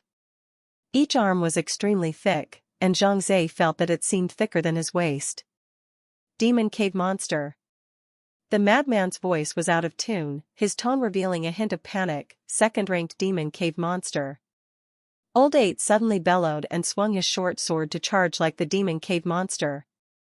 Lu Kai exclaimed, "Old 8. Watch out." Before his words fell, Old 8's short blade had already slashed at the Demon Cave Monster's neck, but the sharp short blade only left a shallow white mark on the Demon Cave Monster's neck before it snapped into 2 sections. His grandmother. The skin is so thick. Old 8 let out a low curse, and then he saw a huge hand claw slapping towards his face. Snap. Old 8, who weighed more than 200 pounds, was directly slapped away by the Devil's Cave Monster. With a thud, Old 8 fell hard to the ground. Just now fortunately he even used both arms to block a bit, which saved a life, but his 2 arms hang down like noodles, considered completely ruined. He. The Devil's Cave Monster's head was tilted, its 3 red eyeballs staring at the crowd, its mouth almost splitting its entire head in half, and a long line of drool dangling from the corner of its mouth. Crazy Man. Take Old Buster and go. Lu Kai aimed his shotgun at the Devil's Cave Monster and pulled the trigger with a ping. The bursts of fire and loud noises made the Devil's Cave Monster hold its head tightly. Taking this opportunity, the group bypassed the Demon Cave Monsters and ran in a hurry. However, it didn't take long for the Devil's Cave monsters to react and chase after them furiously. Zhang Zhe! Throw your dead chicken out! Lu Kai yelled at Zhang Zhe, who immediately did as he was told and threw the dead chicken out viciously in the other direction. Chapter 31, Hard Knocks.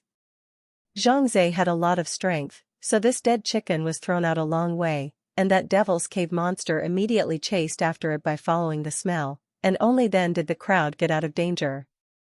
This is the strength of the Devil's Cave monster, Zhang Zhe thought in his heart.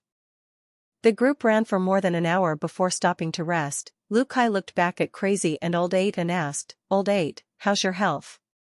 Old 8's 2 arms had been twisted out of shape, his forehead was covered with bean-sized cold sweat, but the corners of his mouth squeezed out a smile. "It's fine, can't die."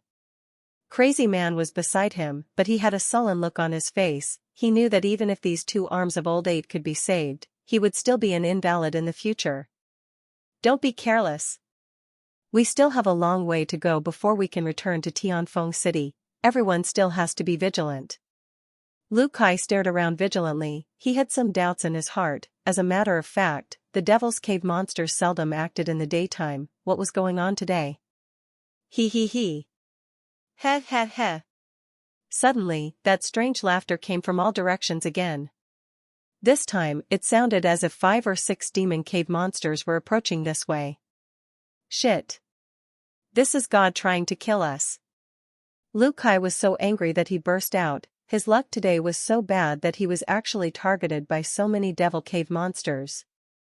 Everyone quickly go. Before those monsters surround us. Lu Kai just opened his mouth, but he heard the madman say, "Boss, let's split up and run, maybe we still have a chance to survive."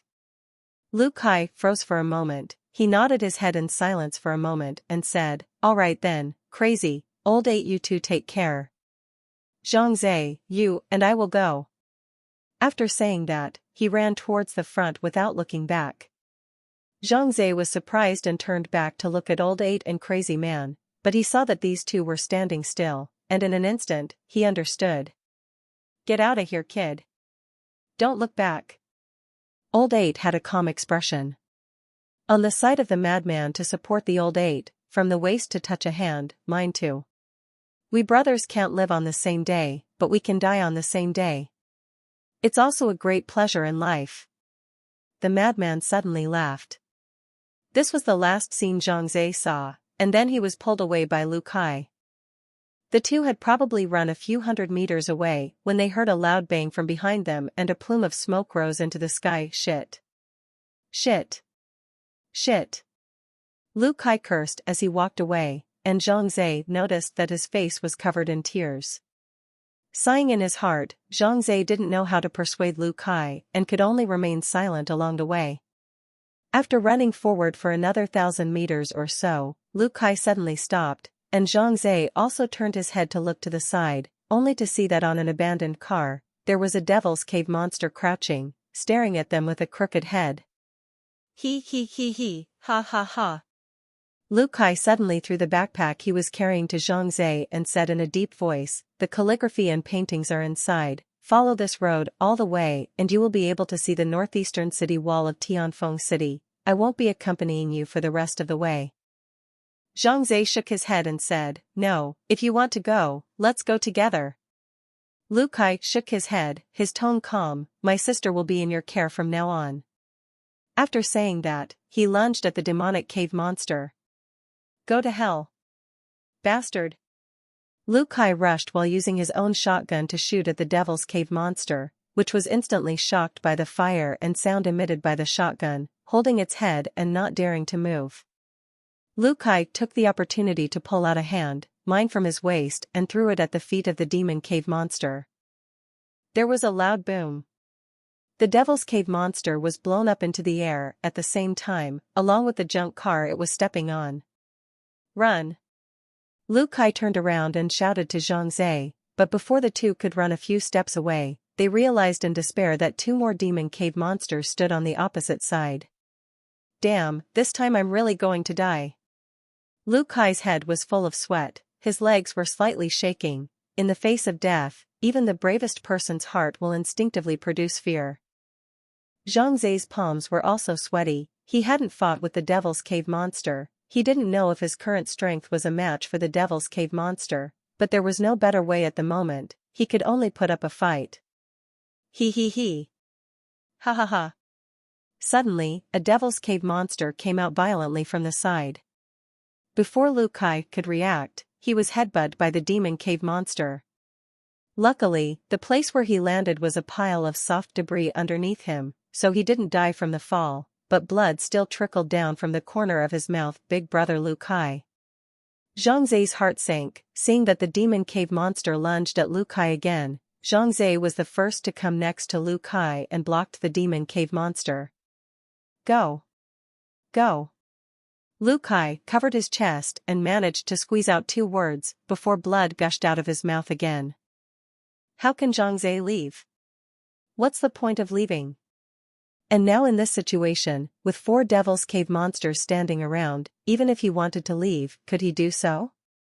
The Devil's Cave monster saw Zhang Zai standing in front of it and stared at him with its head tilted, seemingly with an inquisitive look, but in the next moment, it suddenly left its big mouth and let out an ear-piercing scream. The decibel of this scream was at least 200. It shook Zhang Zai and Lu Kai's eardrums stinging.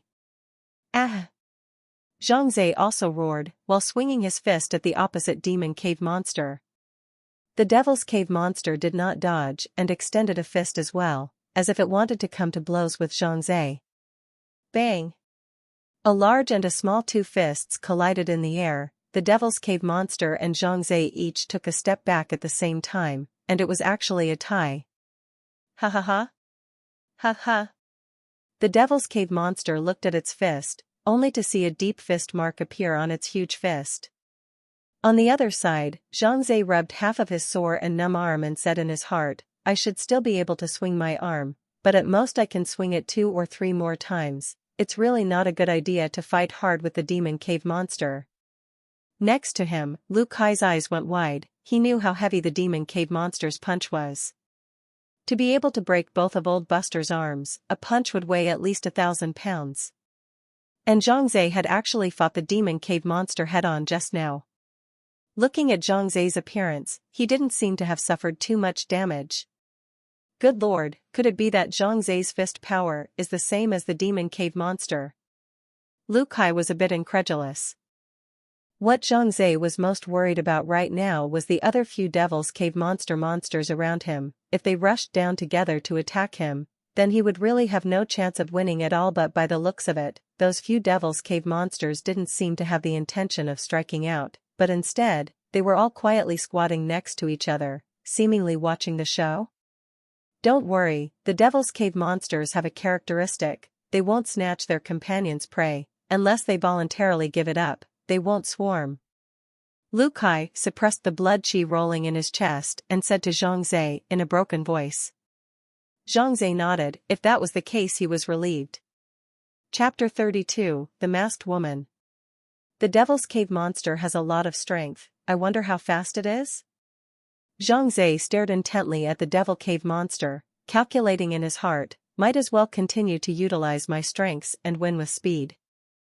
Thinking of this, Zhang Zai suddenly ran to the side, and the Devil's Cave monster was indeed attracted to him and chased after him as well. Zhang Zai looked at a utility pole in front of him and charged directly towards it. The Devil's Cave monster was in hot pursuit behind him, and one of its hand claws had already grabbed Zhang Zai's back heart.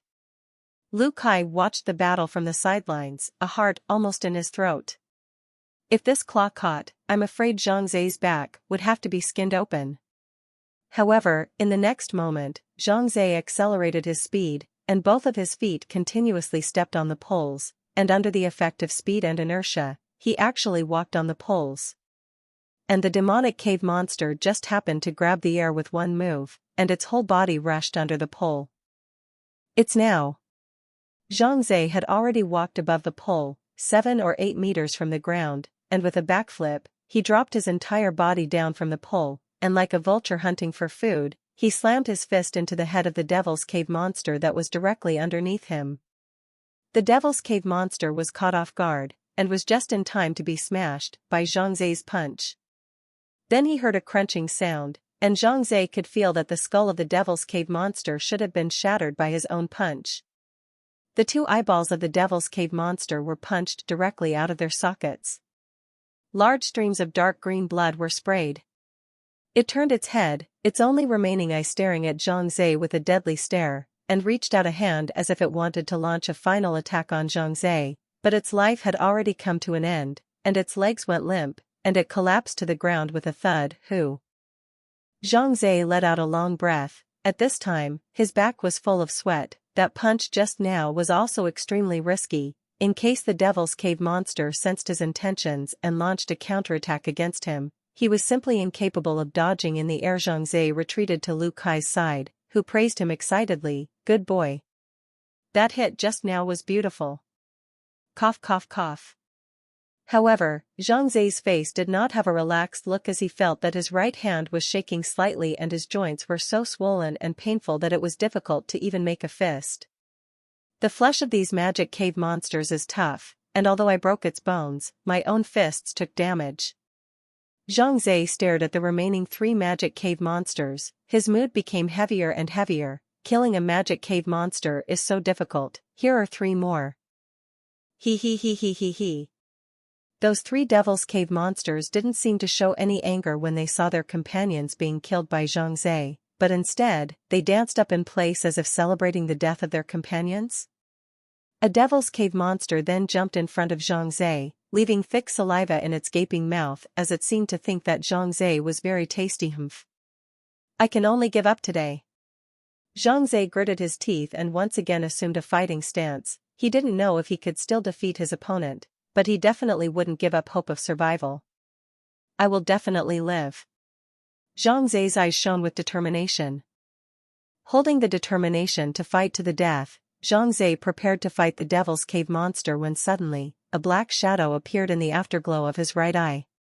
It was a woman in a black power suit.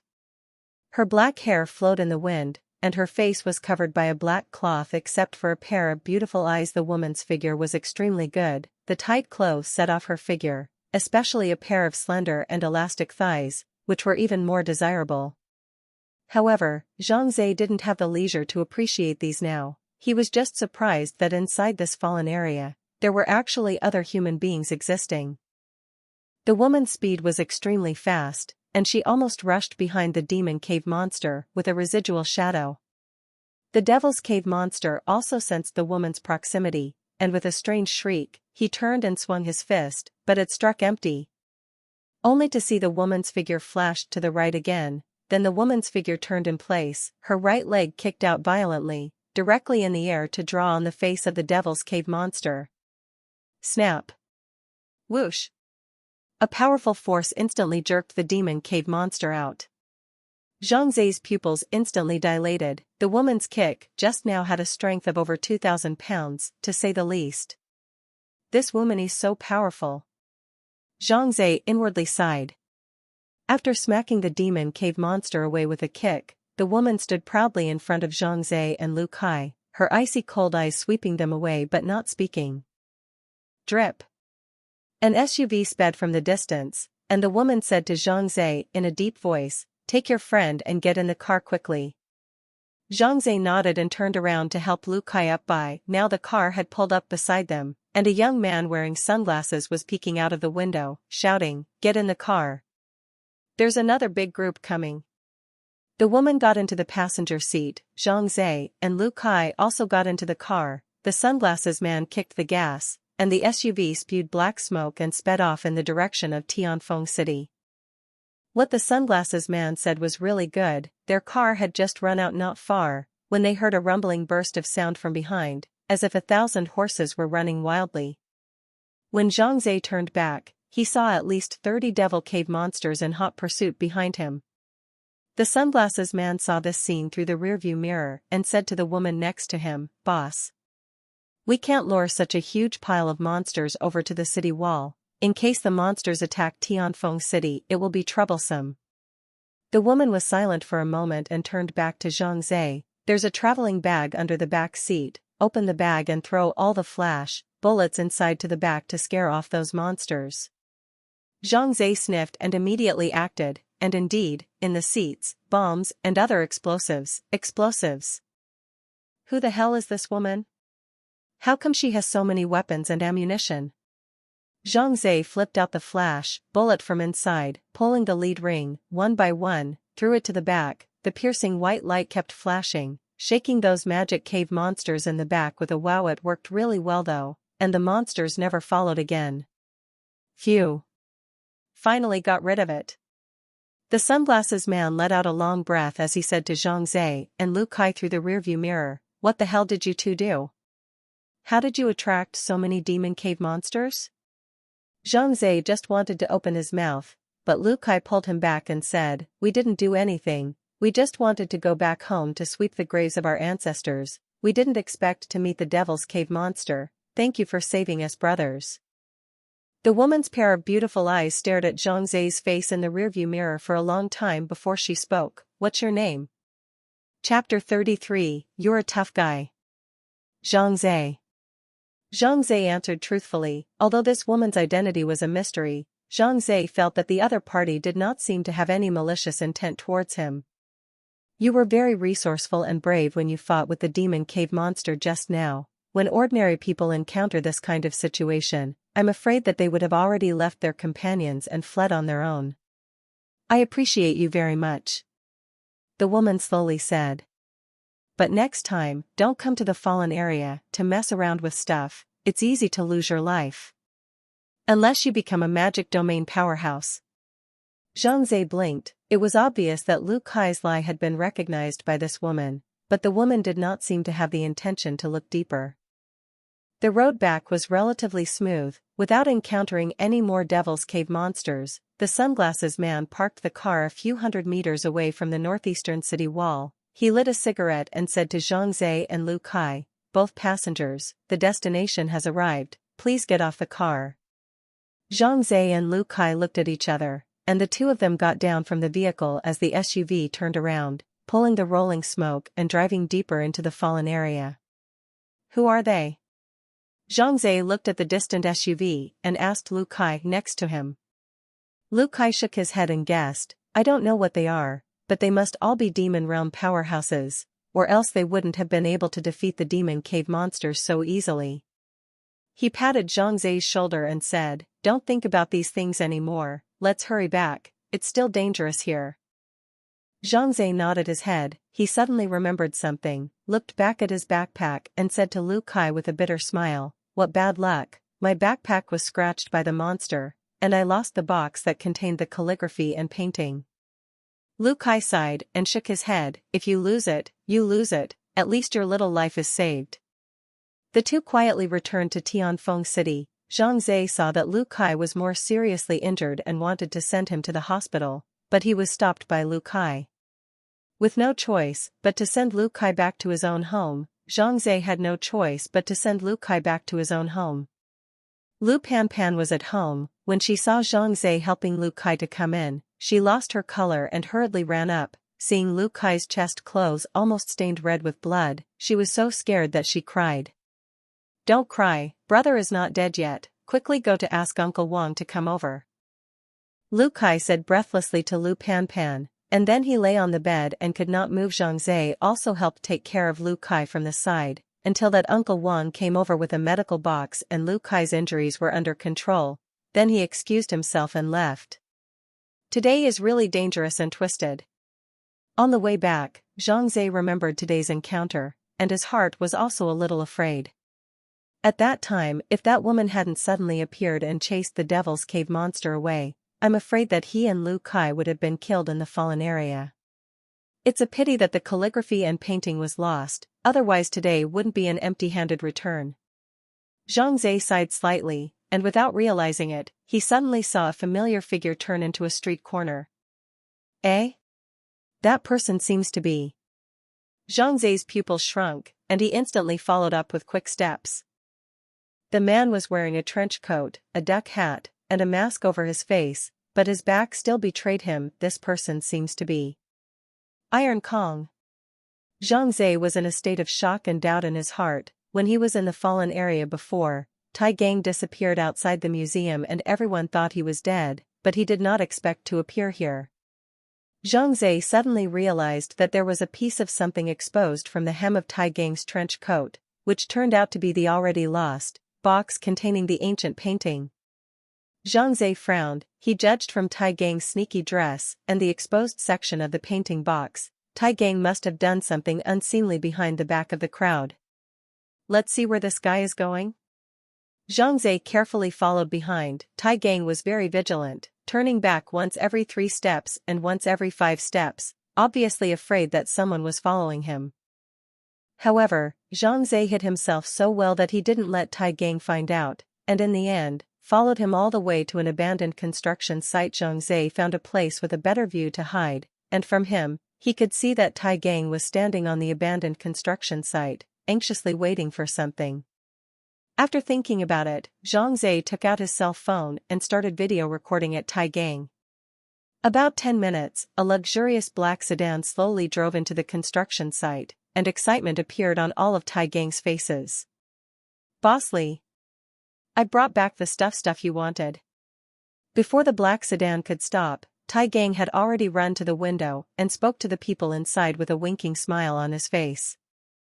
The car stopped, 2 bodyguards walked down from the car, one of them respectfully opened the rear door. A middle-aged man in a suit came down from the car. Before he could say anything, he first took out a white handkerchief from his coat pocket and covered it over his own nose, and said to Tai Gang with a face of disgust, "Stay away from me, the smell of my body is too unpleasant."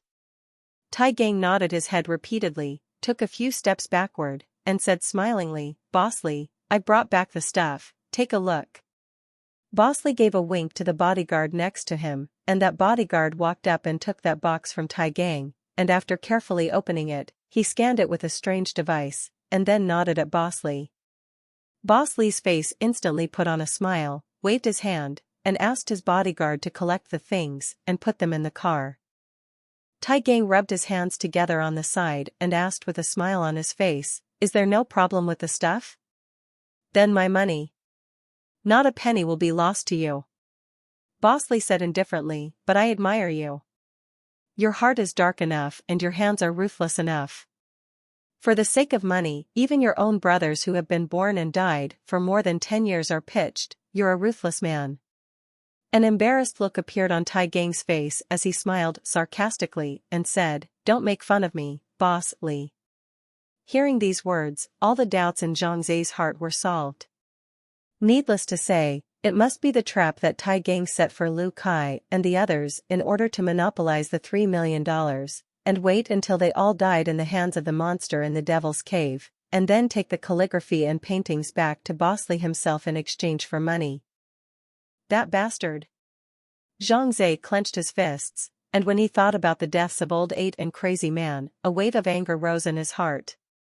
A bodyguard handed Tai Gang a golden consumer card. Tai Gang immediately snatched it, and after some verification, he was sure that there were $3 million inside, and the smile on his face became even more intense. "Thank you, Boss Lee." "Thank you, Boss Lee."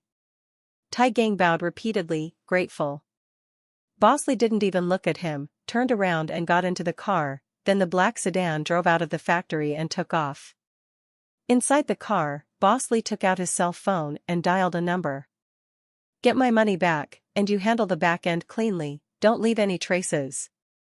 Chapter 34, It Can't Be Such a Coincidence. Looking at Tai Gang's face as he looked at the gold card with excitement, Zhang Zhe really wanted to jump out and question this asshole. Betraying his brother, would his conscience hurt? But before he could move, he suddenly saw someone buffer the abandoned building and walk out. It was a middle-aged man in his 40s who was masked and had a bright dagger lit up in his hand. Tai Gang also heard the other party's footsteps and looked back, a look of dismay on his face. "What are you? Don't come over." Seeing the dagger in the other party's hand, Tai Gang seemed to understand something and a look of panic appeared on his face. The masked man also did not speak, but the speed of his feet became faster and faster, and even brought out a residual shadow, a distance of several hundred meters. In the twinkling of an eye he stood in front of Tai Gang.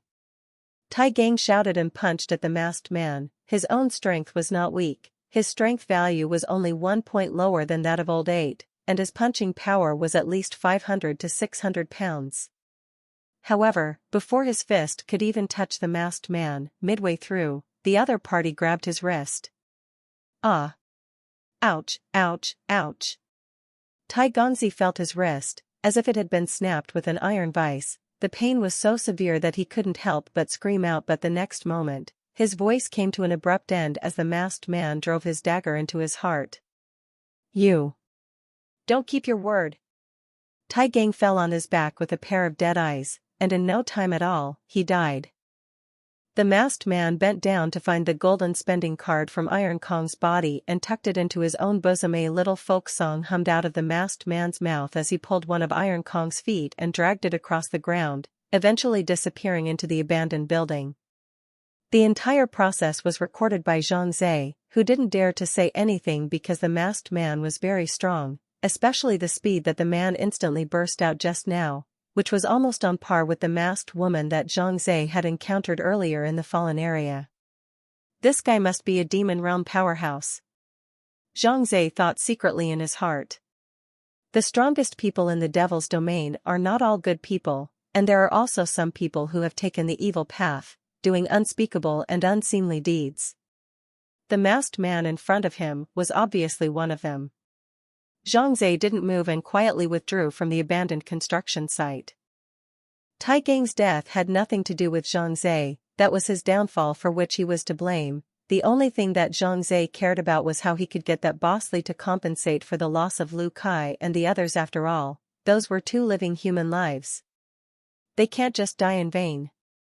First go back and tell big brother Lu Kai about this and see what he says. Zhang Zhe returned to the original way. When he returned to Lu Kai's house, the Wang uncle has given Lu Kai bandaged the wound. Lu Panpan is next to the boiling medicine for Lu Kai. See Zhang Zhe return. The face of the people showed a surprised look. Big brother Lu Kai, I just saw Tai Gang.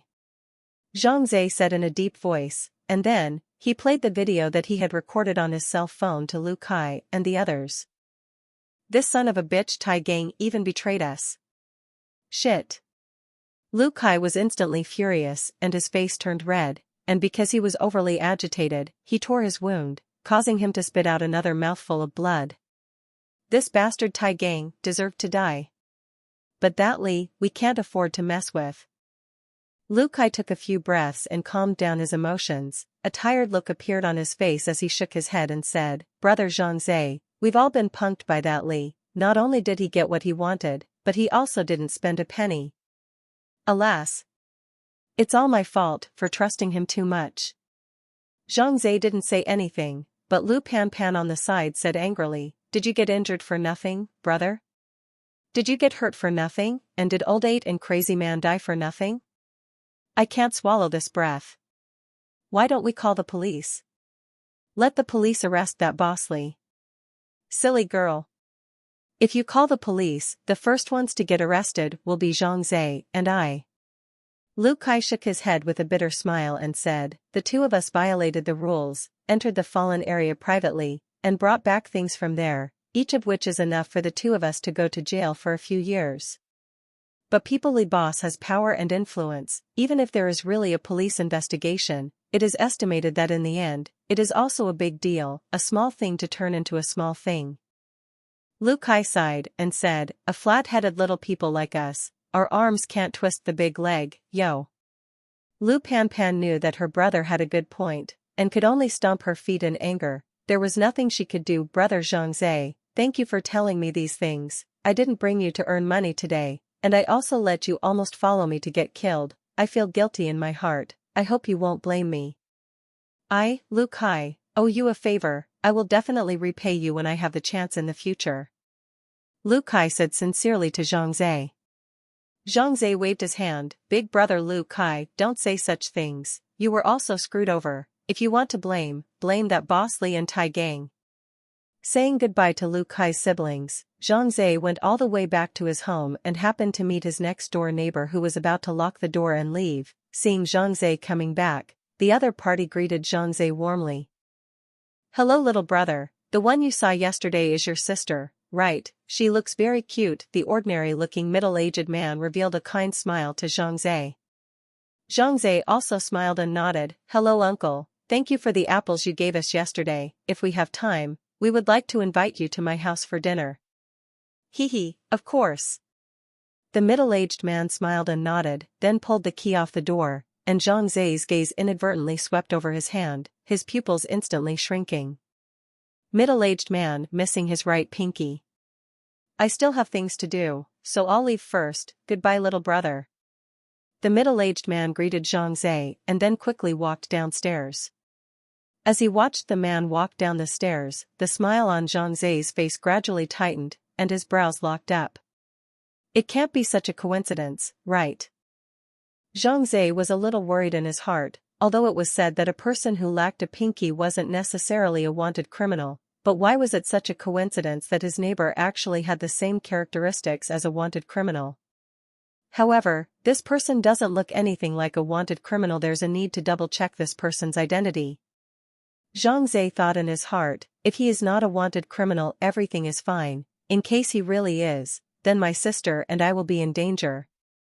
With a wanted murderer living next door to your house, you probably can't even sleep well at night. He just said that he was going out on an errand. Zhang Zai's mind turned, and an idea calculated. When he returned to his house, Zhang Feng was not at home. Zhang Zai knew that his sister would usually go to the market at this time of the day to buy food, so he left her a note telling her to beware of her next-door neighbor. Afterward, Zhang Zai went to the balcony, grabbed the clothesline pole on the balcony, and with a gentle swing of his body, he flew to the next balcony. Chapter 35, Creating Wisdom in a Hurry. Zhang Zai possessed 15 points of sensitivity value, so there was no difficulty in doing such a maneuver, and he easily rolled over from the balcony to enter the other party's house. At the moment, it was past 7 in the afternoon, the sun had set, the house was dark, and you could smell a faint odor of tobacco. Zhang Zai didn't rush in, but took out his cell phone and turned on the torch, shining a light on the house. Luckily, it didn't go straight in. Zhang Zai noticed that there was some white ash scattered on the ground in front of this door leading to the balcony, and if he didn't notice it, he would step right into it with one foot. The purpose of such a small mechanism designed by the other party was to check if someone had entered the house in his absence. It wasn't just the door to the balcony that had been sprinkled with whitewash, it was behind almost every door in the house as well. It's impossible for an ordinary person to set up something like this. Could it be that he's really a wanted criminal? Zhang Zai carefully stepped over the puddle of white ash, the cloud of suspicion in his heart growing heavier. Zhang Zai briefly rummaged through the house. This middle-aged man did not carry much, only a large duffel bag was placed in the corner of the living room. Zhang Zai walked over and carefully opened his luggage, finding a certificate from it, which turned out to be the certification certificate of a demon domain powerhouse. Huang Hanfei, congratulations on passing the examination and certification of a first-order demon realm powerhouse. A certificate is hereby issued. Zhang Zai saw the name on the top of the certificate and the photo by the light of his cell phone, and his heart sank. The person in the photo and the name are exactly the same as the wanted person information sent by the class teacher Lu Wei, and it is now certain that this guy is the wanted person. This guy must have gotten plastic surgery, no wonder he's changed his appearance. Zhang Zai felt that he had solved the mystery. This guy disguised himself as an ordinary middle-aged uncle and rented the house next door to my house. I don't know what bad things he's going to do. Zhang Zai took a deep breath. No way. I must report to Mr. Lu Wei immediately. Just as Zhang Zai had just opened his class address book, he suddenly heard a man humming a song from outside the main door. Zhang Zai had heard this song before. The murderer who killed Tai Gang had hummed it in the abandoned construction site during the day today. Zhang Zai felt the cold hairs on his body stand up. An extremely bad feeling arose in his heart. Shit. Did that killer today and this wanted man turn out to be the same person? I can't be that lucky. Click, click, click. The sound of a key opening a door lock. Zhang Zai immediately stood up and looked around before quickly burrowing under the bed in the bedroom. It wasn't the best place to hide, but with time running out, Zhang Zai really couldn't find a better place. I hope the other party doesn't find out about himself. Zhang Zai secretly prayed in his heart. This wanted criminal was a first-order demon realm powerhouse, he was very strong as Zhang Zhe had seen when he killed Tai Gang. Zhang Zhe did not have confidence that he could defeat him, so the best thing to do now was not to meet up with the other party, and once the other party discovered himself, the consequences would be unimaginable. Zhang Zhe himself was not afraid of anything, but there was his sister next door. This guy would definitely lay his hands on his sister, and Zhang Zhe would never allow that to happen. In case it's really exposed, we'll just have to fight him to the death. Zhang Zhe thought in his heart while sending a message to Mr. Lu Wei, telling him that the wanted man was living next door to his house. As a result, he was dismayed to find that his cell phone actually had no signal. In fact, this situation was quite normal, as the demon cave monsters were rampant, causing the places for humans to live to become smaller and smaller. Cell phones rely on towers to transmit signals, and there are only a handful of towers in the entire city of Tianfeng, with the rest in the fallen areas at this time. The door of the room opened and the sound of footsteps came in. Zhang Zhe hid under the bed and saw a pair of feet wearing black leather shoes pause in the doorway for a moment, then slowly walked to the side of the balcony before stopping again, wondering what the other party was doing. Could it have been discovered? It shouldn't be, right? Zhang Zhe was inwardly apprehensive, and just then, he suddenly heard the middle-aged man say something. "Stop hiding, I know you're still in the house." Upon hearing the man's voice, Zhang Zhe's entire heart instantly rose to his throat. Crap, still discovered by him. Not bad for a Devil Realm powerhouse. Cold sweat broke out on Zhang Zhe's forehead. There was still a huge gap between his current strength and that of a demon domain powerhouse. If he really made a move, there was no doubt that he would be the one to lose. What to do? Should we rush out and fight him? Zhang Zhe's mind raced. The middle-aged man named Huang Hanfei didn't seem to be in a hurry to look for Zhang Zhe, but stood in the center of the room, lit a cigarette, and hummed that country song inside his mouth again, with an air of relaxation. It was a habit of his, and he liked to hum a few words when he was out for the kill. Clicking and clacking, the black leather shoes slowly walked towards the wooden bed where Zhang Zhe was hiding, finally stopping in front of the bed. "Come out yourself, don't make me drag you out," Huang Hanfei said in a cold voice. Zhang Zhe took a deep breath, suddenly heard the cell phone drip ring. He looked at the phone, and then the corner of his mouth slightly everything. It's 8 o'clock. This was the alarm watch that Zhang Zhe had purposely set in order to remind himself that the time to enter the magic domain had arrived. Huang Hanfei stood by the side of the bed waiting for Zhang Zhe to climb out, only for a burst of white light to suddenly emanate from underneath the bed. He froze for a moment, then instantly raised his wrist to look at his watch, and cursed in chagrin, "Damn. The magic domain opened at 8 o'clock, this kid must have gone into the magic domain. How cunning." However, Huang Hanfei's expression was soon going to relax. Although Zhang Zhe had escaped into the demon domain, he would still appear in the same place when he exited the demon domain, so Huang Hanfei would just have to keep a lookout. "Kid, I'll be waiting for you to come back." He. Huang Hanfei burst into a cold laugh. "Welcome to the magic realm. May I ask which floor you are going to?" "First level. Second level. Third level. Fourth floor. My current hiding place has been discovered. That guy will definitely guard the bedside waiting for me to go back, and I can't stay in the magic realm all the time. After 12 hours I'm physically exhausted. I'll be forcibly kicked out of the magic realm. Therefore, I must make my strength soar within 12 hours.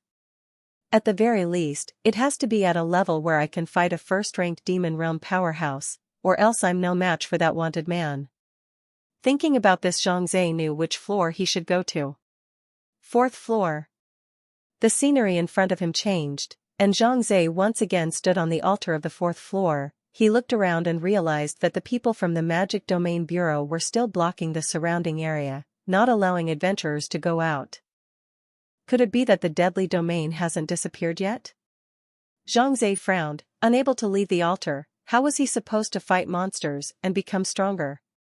There were 2 adventurers next to him who also seemed to be waiting for the dead domain to disappear so that they could go out and fight monsters, and Zhang Zhe happened to hear the 2 of them chatting. Chapter 36, Using the Deadlands Invitation. The people from the Magic Domain Bureau said that the dead domain will appear soon, so they told us to wait a little longer. One of them said helplessly. The other one was full of anger. Nima, I've been waiting for 10 hours, when will it end? They said that the dead domain will only disappear if the boss in the dead domain is exterminated. It said that a large group of experts are entering the dead domain, so I believe that they should be able to exterminate the boss soon. I heard that you have to have a deadly domain invitation to enter the deadly domain? Otherwise, you can't enter at all. Yeah, I've heard that too. That thing only drops from bosses, and the chance of it dropping is extremely low, only 1 in 100 bosses might drop it. Let's not think about it, we can't even fight 10 bosses a year, although the rewards inside the deadly domain are very rich, but the deadly domain is too dangerous, so we might not be able to go back. I don't even want to send me an invitation for nothing. After listening to the conversation between those two people next to him, Zhang Zhe opened his system backpack and found the deadly domain invitation, only to see a line of prompts appear in his field of vision. The dead domain has opened, do you want to use the invitation to enter? Yes or no? Zhang Zhe pinched his chin and thought in his mind, I've already cleared the first, second, and third layers of the demon realm, so there's basically no reward for going back to fight monsters, while I can't get out of the 4th layer, and there's still a demon realm powerhouse in the real world that's waiting to kill me. It seems like I don't have any other choice. Use the Deadlands invitation. Use successful. Counting down 3 seconds to enter the dead zone, please get ready. 3, 2, 1. Zhang Zhe only felt a flash before his eyes, and then he appeared in another place, only to see a dilapidated village appearing in front of him, and some adventurers were walking towards that village. At the same time, there were more adventurers appearing around Zhang Zhe, who was stunned to realize that the adventurers appearing here were not only from the Dashia kingdom, but also from other countries. The Blonde M's, the Short and Lewd Sakuranas, and the Kimchis, the Agris, the French, and so on. Adventurers from almost every country on the planet have come here. What's going on here? Aren't the magic domains of the various countries not connected? How could there be foreigners here? Zhang Zhe was astonished, and suddenly, someone tapped him on the shoulder. Rakshasa. I've finally found you. The speaker was a girl, her tone excited with a hint of joy. Zhang Zhe looked back and realized that it was actually Lu Yueying. You saved my life last time. I've been looking for you to return your favor, but I couldn't find it.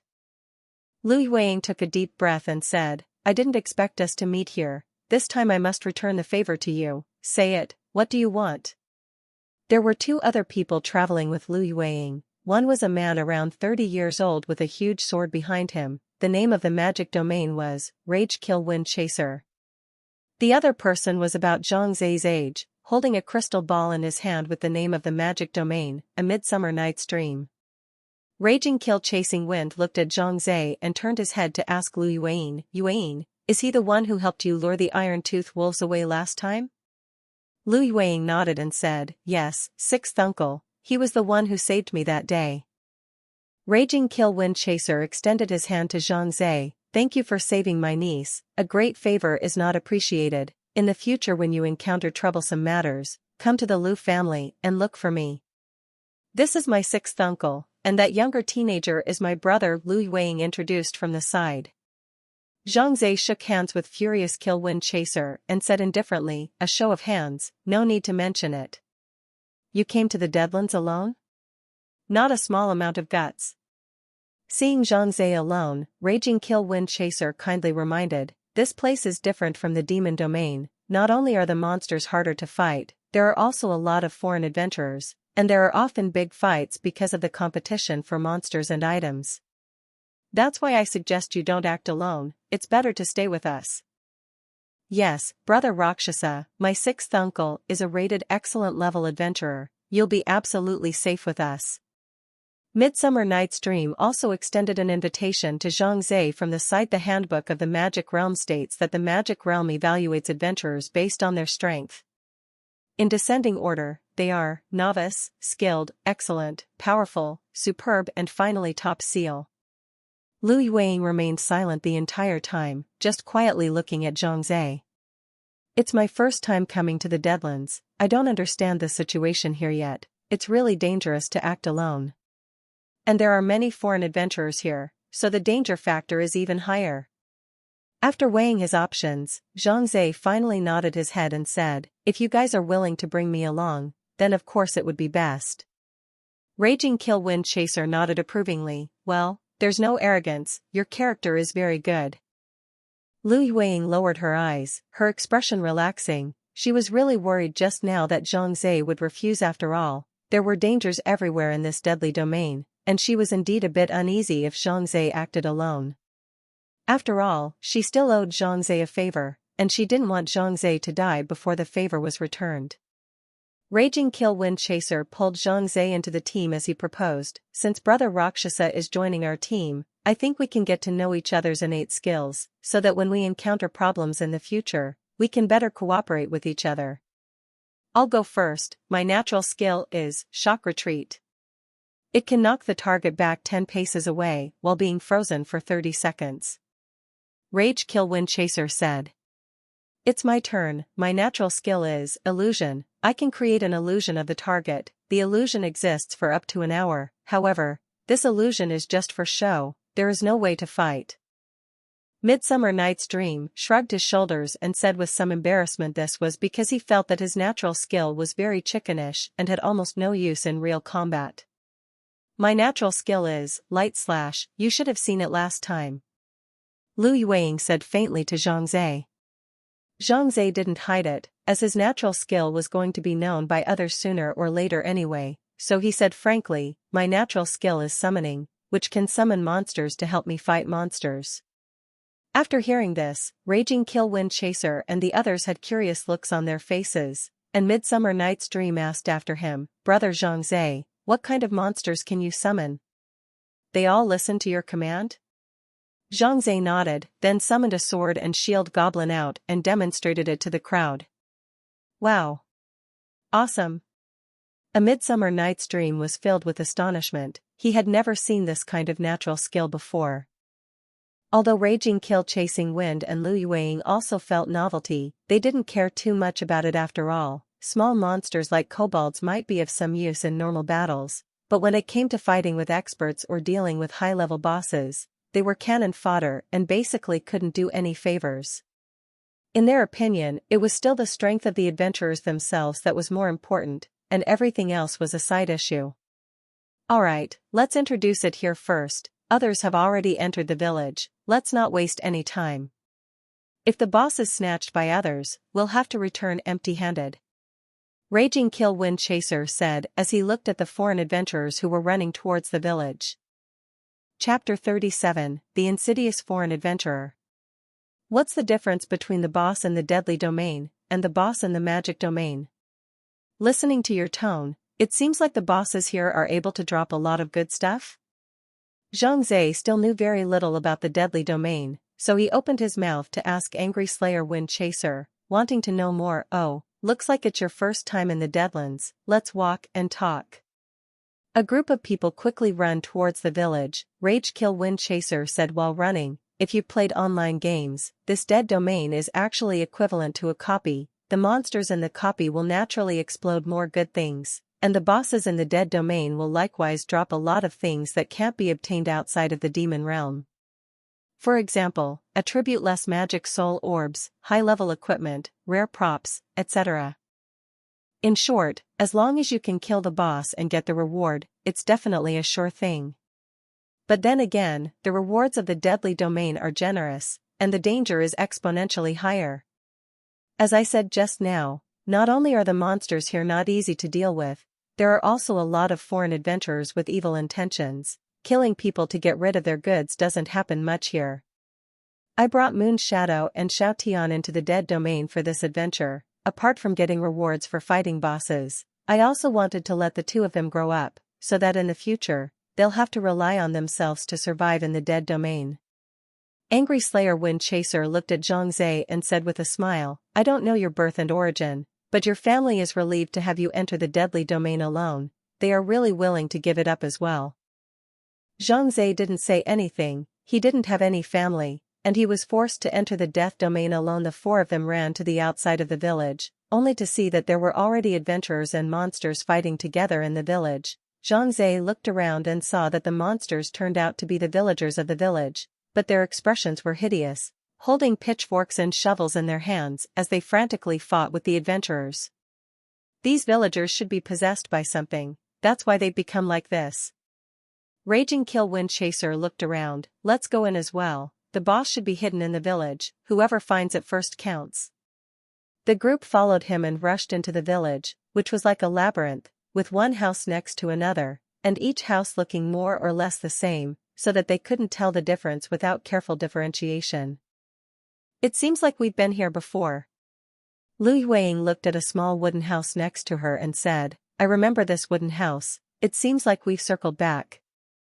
As soon as the words fell, they saw a group of villagers rushing out from the hut. There were roughly 9 of them. Soon, they surrounded Zhang Zhe and the others. Don't all panic. Raging Kill Wind Chaser drew his huge sword from behind him and smashed it on the ground with a thud as he said in a deep voice, I'll guard the front, Moon Shadow will guard the back, Xiao Tian and the Rakshasa brothers will be in the center, we'll fight as we go, don't be scattered by the monsters. No. No. A Midsummer Night's Dream's voice was shaking a little, and the crystal ball in his hand could barely hold it. After all, he was only a novice adventurer. Zhang Zhe had seen Midsummer Night's Dream's attributes, which were even lower than his. Zhang Zhe summoned both his sword and shield goblins and stone-throwing goblins to protect his left and right flanks to prevent those villagers from charging up. The battle has begun. These villagers were worthy of being monsters from the deadly domain, their attacks and defenses were very strong. Sword and shield kobolds and stone-throwing kobolds didn't even deal more than triple digits of attacks against them. Zhang Zhe's bow and arrow shots were even more so, with single digits every time. And those villagers' pitchforks and shovels would deal hundreds of points of damage to the kobolds each time. It was hard to beat a male villager to the point of being bloodied, and Zhang Zhe's side had already hung up 2 sword and shield goblins.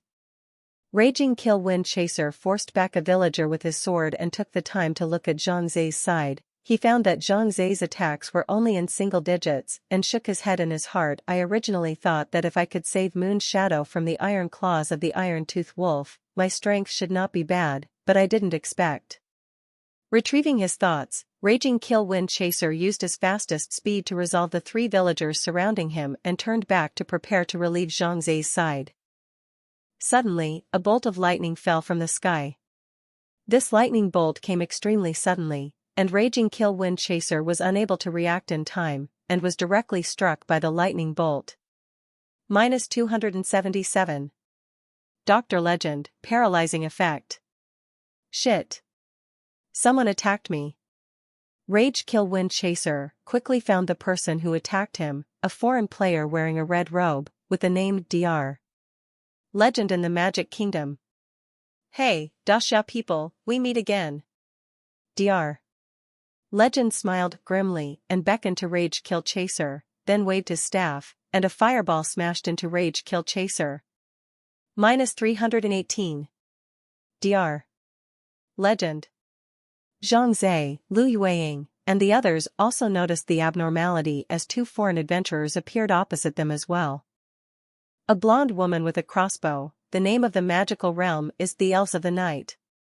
The other was a bald man with a huge axe in both hands and the name Harrison on his head. It's you 3 again. The pupils of Angry Kill Wind Chaser shrunk as he gritted his teeth.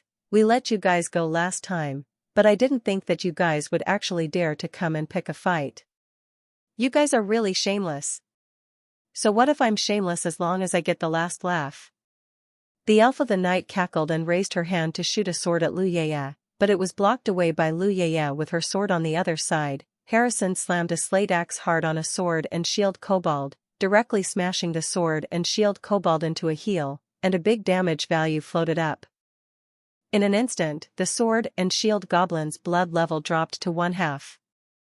Zhang Zhe's pupils shrank. This bald man had a strong attack. The situation was not too optimistic now. There were still 4 villagers left who had surrounded the likes of Angry Kill Wind Chaser and Zhang Zhe, and there were still 3 high-level foreign adventurers on the periphery on Zhang Zai's side. Only Angry Wind Blowing Sand was a high-level adventurer. Lu Yueying counted as half, and Zhang Zai and Midsummer Night's Dream together counted as half at most. Click. Another lightning bolt struck Raging Kill Wind Chaser's body, causing his body, which had just regained action, to fall into paralysis once again for 30 seconds. Damn it. If we continue like this, we might die here. Raging Kill Wind Chaser's forehead was covered in cold sweat. The foreign adventurer on the other side was clearly trying to kill them all. He himself had already realized that, but behind him there were still 2 younger members of the family, especially Lu Yueying, who was the family's hope for the future, and absolutely could not afford to have any failures. Moon Shadow, you guys retreat immediately, leave me alone. Rage Kill Wind Chaser took out a bottle of potion from the system backpack and gulped it down. The whole person suddenly sprouted a burst of red-hot air. He entered the state of activation. Within 30 seconds, he would not be affected by any negative status but would suffer an additional 20% damage. 6th Uncle. Lu Yuying's face showed an anxious look. With her understanding of this 6th uncle of hers, she was afraid that he would fight for his life. Chapter 38, Lucky or Unlucky. Cut the crap. Take the 2 of them and go. Raging Kill Chaser rushed towards Harrison, and a huge sword blow shook Harris back 10 paces, while freezing in place and unable to move. Lu Yueying gritted her teeth and immediately pulled Zhang Zai and Midsummer Night's Dream and retreated in another direction. I'll see where you guys are going to escape. The Elf of the Night shot 3 arrows towards the backs of Lu Yueying and the others. Surprisingly, the 3 arrows actually had a tracking function. Even though Lu Yueying and the others had run behind the houses, those 3 arrows followed them. It's a natural skill. Everyone be careful. Lu Yueying blocked in front of Zhang Zai and Midsummer Night, her western sword dancing into a windmill, instantly strangling 2 arrows, but one still nailed her. -407. Night Spirit. Ignoring her injuries, Lu Yueying continued to escape with Zhang Zai and Zhong Xiaoya. And fortunately, no one came after her anymore. Their main target is my 6th uncle. They can't care about us small fishes for a while. Lu Yuying's shell teeth bit her lips, her eyes were a little red. Being surrounded by 3 foreign high-level adventurers, her 6th uncle would be in dire straits even if he was an excellent level adventurer. Sister Moon Shadow, what are we going to do? A Midsummer Night's Dream had a nervous face. He had never experienced anything like this before and was filled with fear within. After thinking about it, Lu Yueying said, let's find a place to hide first, and wait until the boss of the deadly domain is killed, then we can leave this place. After saying that, Lu Yueying glanced at Zhang Zai and saw that he was much more calm than expected, and her heart settled down a little. Zhang Zai looked at the summoned monsters around him, and there were only 2 stone-throwing goblins left, while the rest of the sword and shield goblins were all killed in action. In the battle just now, Zhang Zai did not kill a single villager, so there was no way to summon it. However, Zhang Zai still had 3 bosses that he hadn't summoned, which was considered his last card as the group ran along, getting farther and farther away from the place of the incident. Zhang Zai saw that the name of Angry Kill Wind Chaser in the team had turned gray. This doesn't have to be a death in battle. The name will also turn gray whenever a player leaves the group too far away. As I recall, the magic domains of each country aren't connected, and adventurers from each country can only fight monsters in their own country's magic domain, so I'm wondering how your 6th uncle got into a relationship with them. Zhang Zai asked Lu Yueying next to him as he walked. It's true that the magic domains of various countries aren't connected, but the death domains are. That's why you can see foreign adventurers here. As for how they feuded with each other, I'm not sure, but I think it's likely that they clashed when they were in the deadly domain. Lu Yueying said in a deep voice. Before, the dead domain appeared very infrequently, only a few times a year, but in the past 2 years, the frequency has gotten higher and higher, and it appeared twice this month alone. Last time it was at the 23rd floor, and this time it appeared at the 4th floor. So that's how it is. In fact, Zhang Zai had already roughly guessed in his mind that the magic domain was actually equivalent to the servers of their respective countries. unique to each country and not connected to each other. And the dead domain is not only equivalent to a copy, it is more like a cross-service battlefield, where adventurers from all countries can compete on the same stage and kill each other, spelling a strength. A Midsummer Night's Dream cried out and followed the two, muttering, "If I had known that the deadly domain was so dangerous, I wouldn't have fought to follow them." Lu Yueying turned around and glared fiercely at him, angrily saying, "Are you still not a man? You're scared like this when you encounter a little setback." Although Midsummer Night's Dream was afraid of Lu Yueying, it still muttered, "If my natural skills were as strong as Uncle Six's and yours, I wouldn't be afraid of anything." Zhang Zhe slowed down his pace and patted Zhong Xia Knight's shoulder encouragingly. "Don't give up on yourself, your talent is actually quite strong, it's just that you haven't discovered its true usefulness." "Don't comfort me, brother Zhang Zhe." A Midsummer Night's Dream shook his head with a bitter smile and said, "Your talent can still summon a few small monsters to do you a favor, what's the use of me summoning illusions? It's not like you can fight monsters."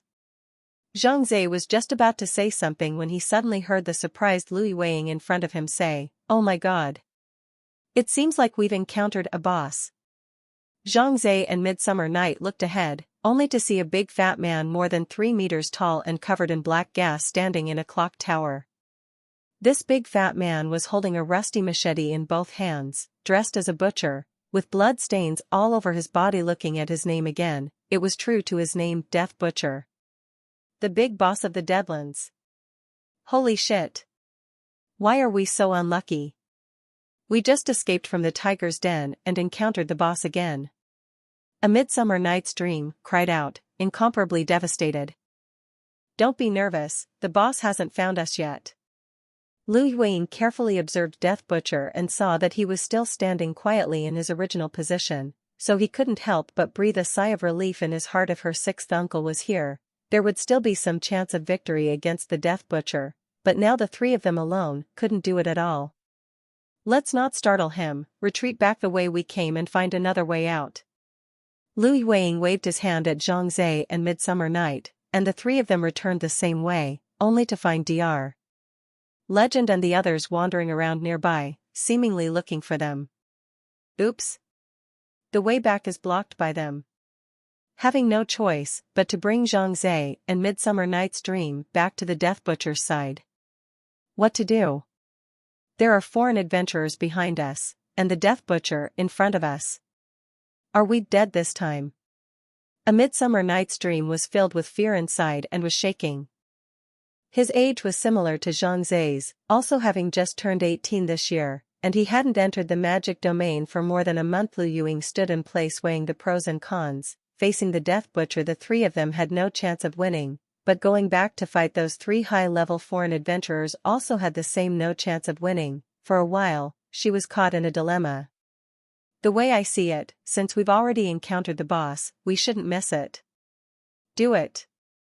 Zhang Zhe suddenly opened his mouth, and both Lu Yueying and Midsummer Night's Dream froze, looking at him incredulously. "Are you crazy?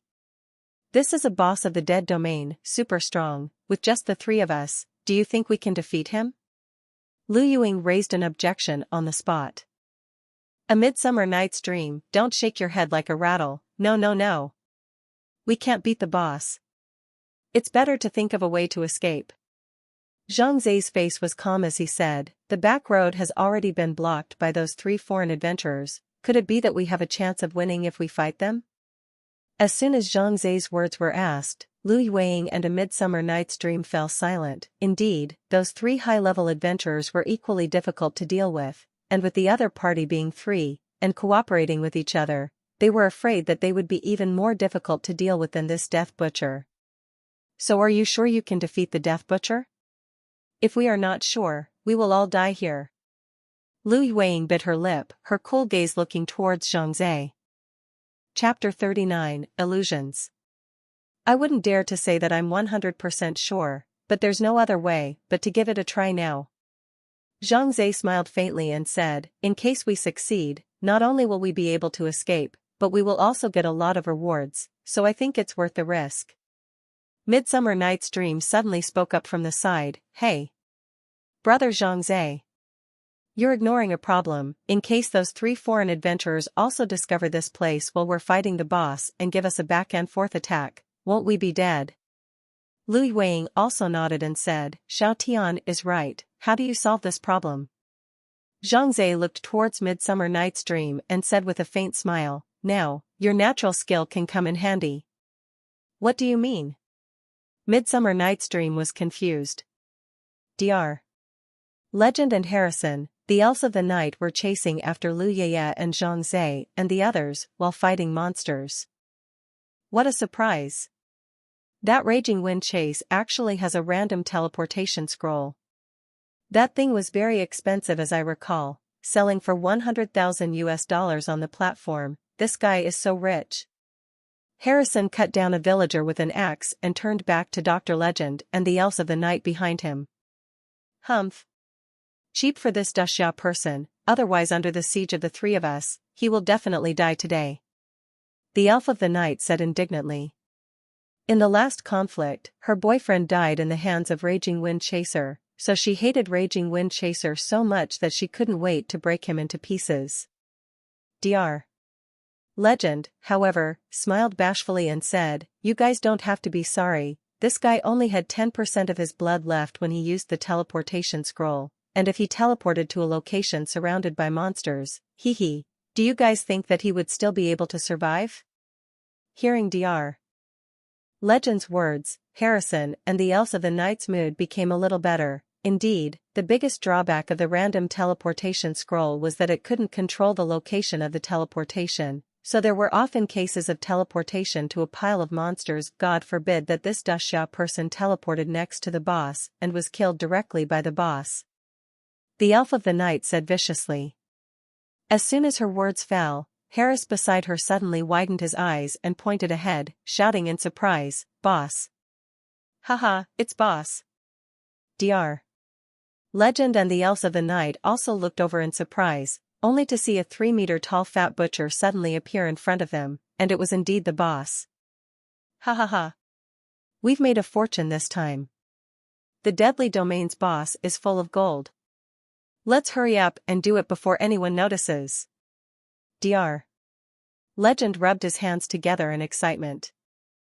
The last time the Dead Domain appeared, they didn't have the chance to grab the boss and were shortchanged by someone else, and then they heard that boss had popped out an S-ranked equipment. There were also dozens of attribute-less magic soul orbs and rare props. Although they were greedy, there was nothing they could do, who made them not as lucky as others.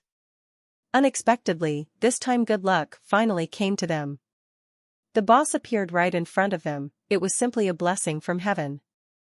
The elf of the night hurriedly picked up her bow and crossbow and fired them repeatedly at the Death Butcher, but she was surprised to find that her crossbow arrows actually penetrated right through the Death Butcher's body without causing any damage to the Death Butcher. What's going on, and why isn't the boss hurt? The elf of the night was confused and asked Dr. Legend next to him in puzzlement. Dr. Legend fired a fireball as well, and the result was the same. The fireball went straight through the Death Butcher without causing any damage. This is too strange. I've never seen a boss like this, that actually has no form. Dr. Legend pondered darkly and suddenly said, I see. Harrison and the elf of the night looked at Dr. Legend at the same time, only to hear him say confidently, this must be the boss's skill. When he is attacked, he will turn transparent, so don't be in a hurry, we can attack his entity when his state is over. Yes, it must be. Dr. Legend said smugly. On the other side, Zhang Zhe and Lu Yueying had already launched an attack on the Death Butcher. Hurry up, you two. My illusion can only last for an hour. A Midsummer Night's Dream stood still, her hand stroking the crystal ball, in which Dr. Legend and the elves of the night and 3 other people could be clearly seen. That's right, the Death Butcher the 3 of them saw was actually an illusion created by Midsummer Night's Dream. Lu Yueying looked at Zhang Zhe and asked in a low voice, how are you going to fight? Definitely can't take the risk of charging straight up. Zhang Zhe clenched his chin and stared at the Death Butcher across the street, saying, we don't know anything about this boss at all. knowing the enemy and knowing ourselves is the only way to win 100 battles, so let's feel him out first. After Zhang finished speaking, he summoned the Iron-Tooth Wolf. Iron-Tooth Wolf. Be careful. When Lu Yueying saw the sudden appearance of the iron-toothed wolf behind Zhang, her pretty face turned white with fear and she immediately assumed an attack stance, ready to strike. Zhang hurriedly stopped her and explained, "Don't panic, this iron-toothed wolf was summoned by me and is a companion, not a monster." You summoned it? Lu Yueying was filled with shock. Although she knew that Zhang natural skill summoning could summon monsters, she had never thought that Zhang could even summon bosses. Instantly, Lu Yueying developed a new understanding of this talent skill of Zhang and at the same time, she keenly sensed that this talent skill had great potential. Before Lu Yueying could recover from her shock, Zhang summoned the heaven-swallowing frog and the Goblin King one by one as well, shocking Lu Yueying to the point that her mouth couldn't even close. Oh my god! You actually summoned the bosses of the first, second, and third floors. An incredulous look flashed in Lu Yueying's eyes. Zhang, however, had a calm face as he smiled and said, "Since I haven't fought the 4th-tier boss yet, there are only 1, 2, and 3-tier bosses here, but I think that with the two of us working together, we should be able to barely deal with this Death Butcher, right?" Lu Yueying looked at the group of summoned monsters behind Zhang. In addition to the 3 major bosses, there were also 2 stone-throwing goblins, and a poison spider. She pondered for a while, and said, "If the two of us are lucky, we might actually be able to finish this boss off." Zhang nodded and said, "Don't make a move yet, I'll have Iron-Tooth Wolf go up and test the waters to see what skills this Death Butcher has, and then we'll formulate tactics against his skills." Of course, Lu Yueying wouldn't object and nodded her head in agreement. Iron-Tooth Wolf. Attack the Death Butcher. As Zhang gave the order, the iron-toothed wolf howled and immediately charged towards the Death Butcher. As soon as the iron-toothed wolf entered the Death Butcher's attack range, the Death Butcher spotted it and charged at it frantically with his twin swords raised high. This Death Butcher was huge and covered in flab. The earth trembled with every step he took. Zhang estimated that this fellow weighed at least 1,000 pounds. Chapter 40, 2 Skills. Lu Yueying and Zhang nervously watched as Iron-Tooth Wolf and Death Butcher fought together. At this time, the Iron-Tooth Wolf had already risen to level 2, and its combat power was already on par with that of the Goblin King. It just didn't know who would be better compared to this Death Butcher. The results came out quickly. The Iron-Tooth Wolf clawed at the Death Butcher's body and merely floated up over 100 points of damage. Instead, Death Butcher slashed the Iron-Toothed Wolf, but took away over 300 points of damage. It's already clear who is stronger or weaker. It really is a Death Domain boss with even more strength. Zhang secretly nodded his head. On the side, Lu Yueying said with some concern, "Your Iron-Tooth Wolf is not his opponent, let's go up and help as well, otherwise, it won't last long under the Death Butcher." Lu Yueying's analysis was spot on. After just a few rounds of fighting between the Iron-Toothed Wolf and the Death Butcher, their blood levels had already dropped to 1/3. And Death Butcher hasn't even made a skill yet. Poison Spider. Trap the Death Butcher. After Zhang gave the order, the Poison Spider threw out a spider web, trapping the Death Butcher in place, and Zhang took the opportunity to withdraw the Iron-Toothed Wolf. If the fight continued, it was expected that the Iron-Tooth Wolves would really die in battle. However, now that it was in a combat state, the Iron-Toothed Wolf could not recover its blood, even if Zhang took it back into the summoning space. If only there was a nurse profession next to us, our battle endurance would become stronger. Zhang skimmed his lips and said, "I do have a friend who is a supporting profession, but it's a pity that she's not here." Lu Yueying said with some regret. The little Princess of Money possessed the A-ranked talent skill, Green Blessing, that could restore blood, and she was extremely skillful, often saving her companions' lives at critical moments, making her a very competent priest. The Death Butcher was trapped in place by the spiderweb and roared angrily as Zhang ordered the heaven-swallowing frogs and stone-throwing goblins to perform long-range attacks on the Death Butcher, though the damage was very limited. The Tunicate Frog deals around 200 points of damage, while the stone-throwing goblin can only deal double-digit damage. Zhang Zhe himself was even more so, barely breaking through single-digit damage. I'm going to kill you all. Eat your flesh. Suddenly, the Death Butcher let out a roar, causing Zhang Zhe and Lu Yueing to jump in fright. How can this guy still speak human language? Zhang Zhe was astonished, it was the first time he had heard a monster speak.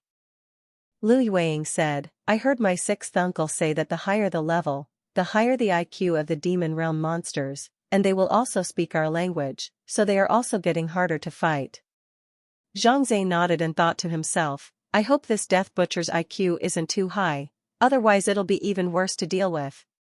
As the time of the spider web ended, the Death Butcher immediately charged towards Zhang Zhe's side, and Zhang Zhe urgently ordered the Goblin King to charge up to meet the battle, and at the same time, he also had the iron-toothed wolf assisting from the side. Lu Yueing lifted her western sword and said to Zhang Zhe, I'll go up and help too.